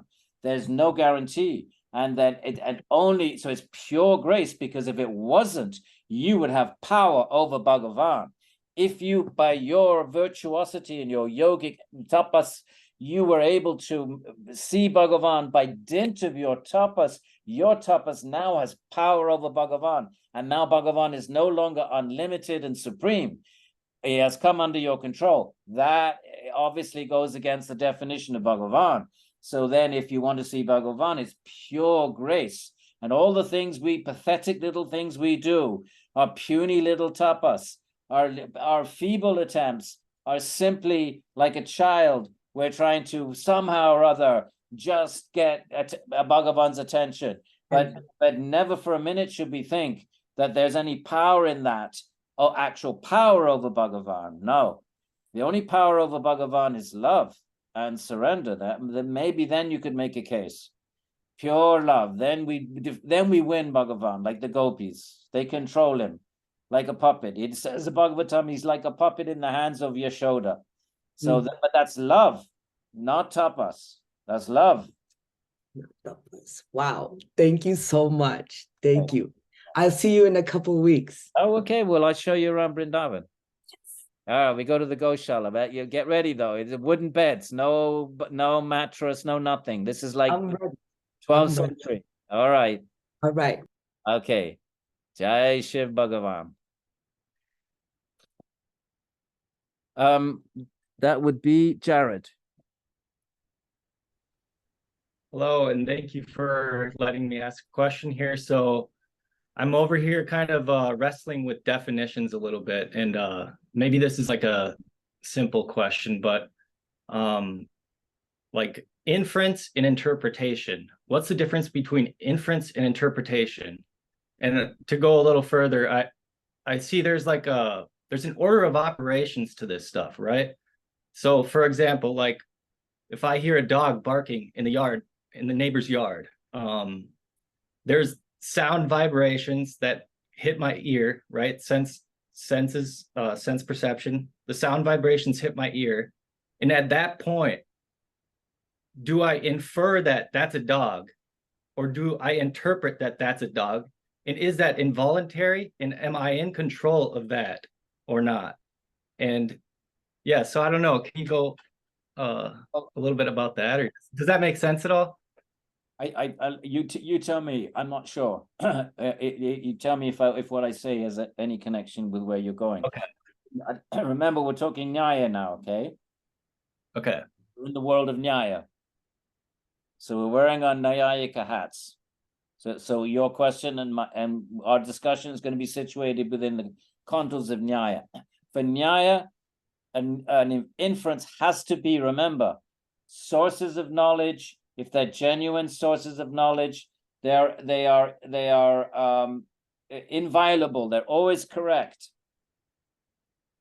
at all times in all places. So a real inference is not an interpretation.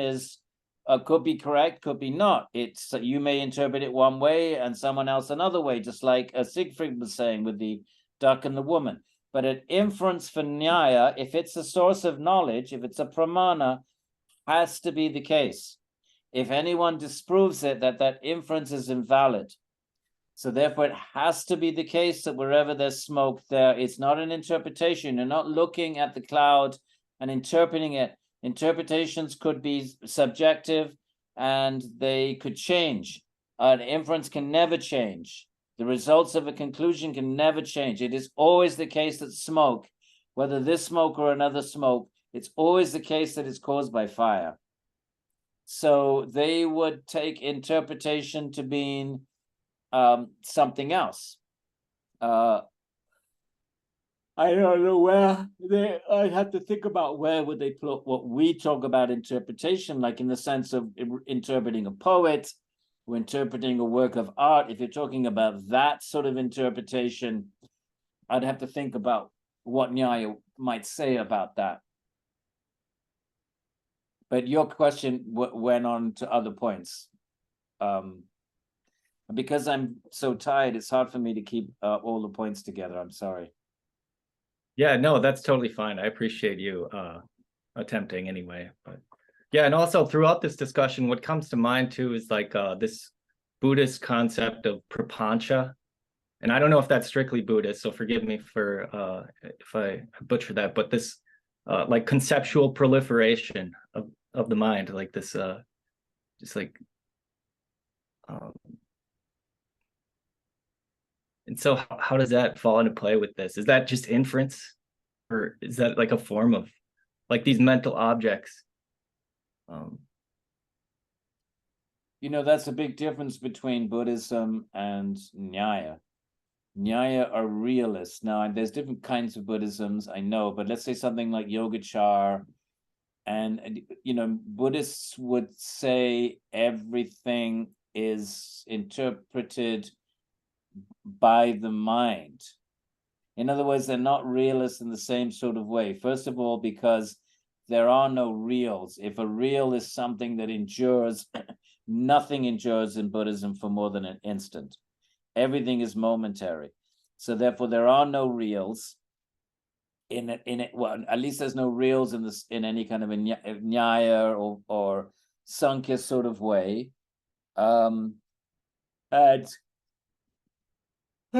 Sorry, because there's no reals, they would say that, well, I'm getting too tired to pull this together. Can we discuss it? Yeah. But for them, reality is linguistic insofar as, if I can't generalize because there's different Buddhist schools. I was just reading about this earlier on, and I'm just about to fall asleep. I can't keep my mind focused. I'm sorry. Thank you so Sweet much. dreams. Sojao. Does anyone have a last question? No, you have to go to sleep. Okay. No, All right. you are not Okay, so allowed. we see you in 2 weeks. I will send an email because just to make sure that, you know, it's going to be 5:30 in the morning, and that's fine. But just to make sure I've got a stable connection, and a reminder, and then I won't send any more for the rest of the 5 weeks. Okay, so you get one more email, and we will move on to the next chapter. I'm so glad, but at least we had a quick peek at the 3 knowledge systems. I was fearful we weren't going to fit them in, but it seems like we did.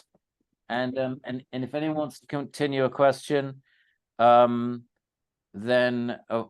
if we didn't get Jared, if you want to just continue that in 2 weeks, that will be fine. Everybody, Jai Sri Radhe. Radhe Radhe. Thank you. Good night. Thank you. Night. Night. Thank you. Bye-bye. Good night. Thank What do I do you. with the recording? Save the recording. Save the recording. Yeah, but how do I Before you save log it? off. Wait. How do I save it? Wait. Stop? Do I just hit stop, right? I think so. Wait. Yes, when you stop it, it will save. Yes. So I hit the black square. Okay.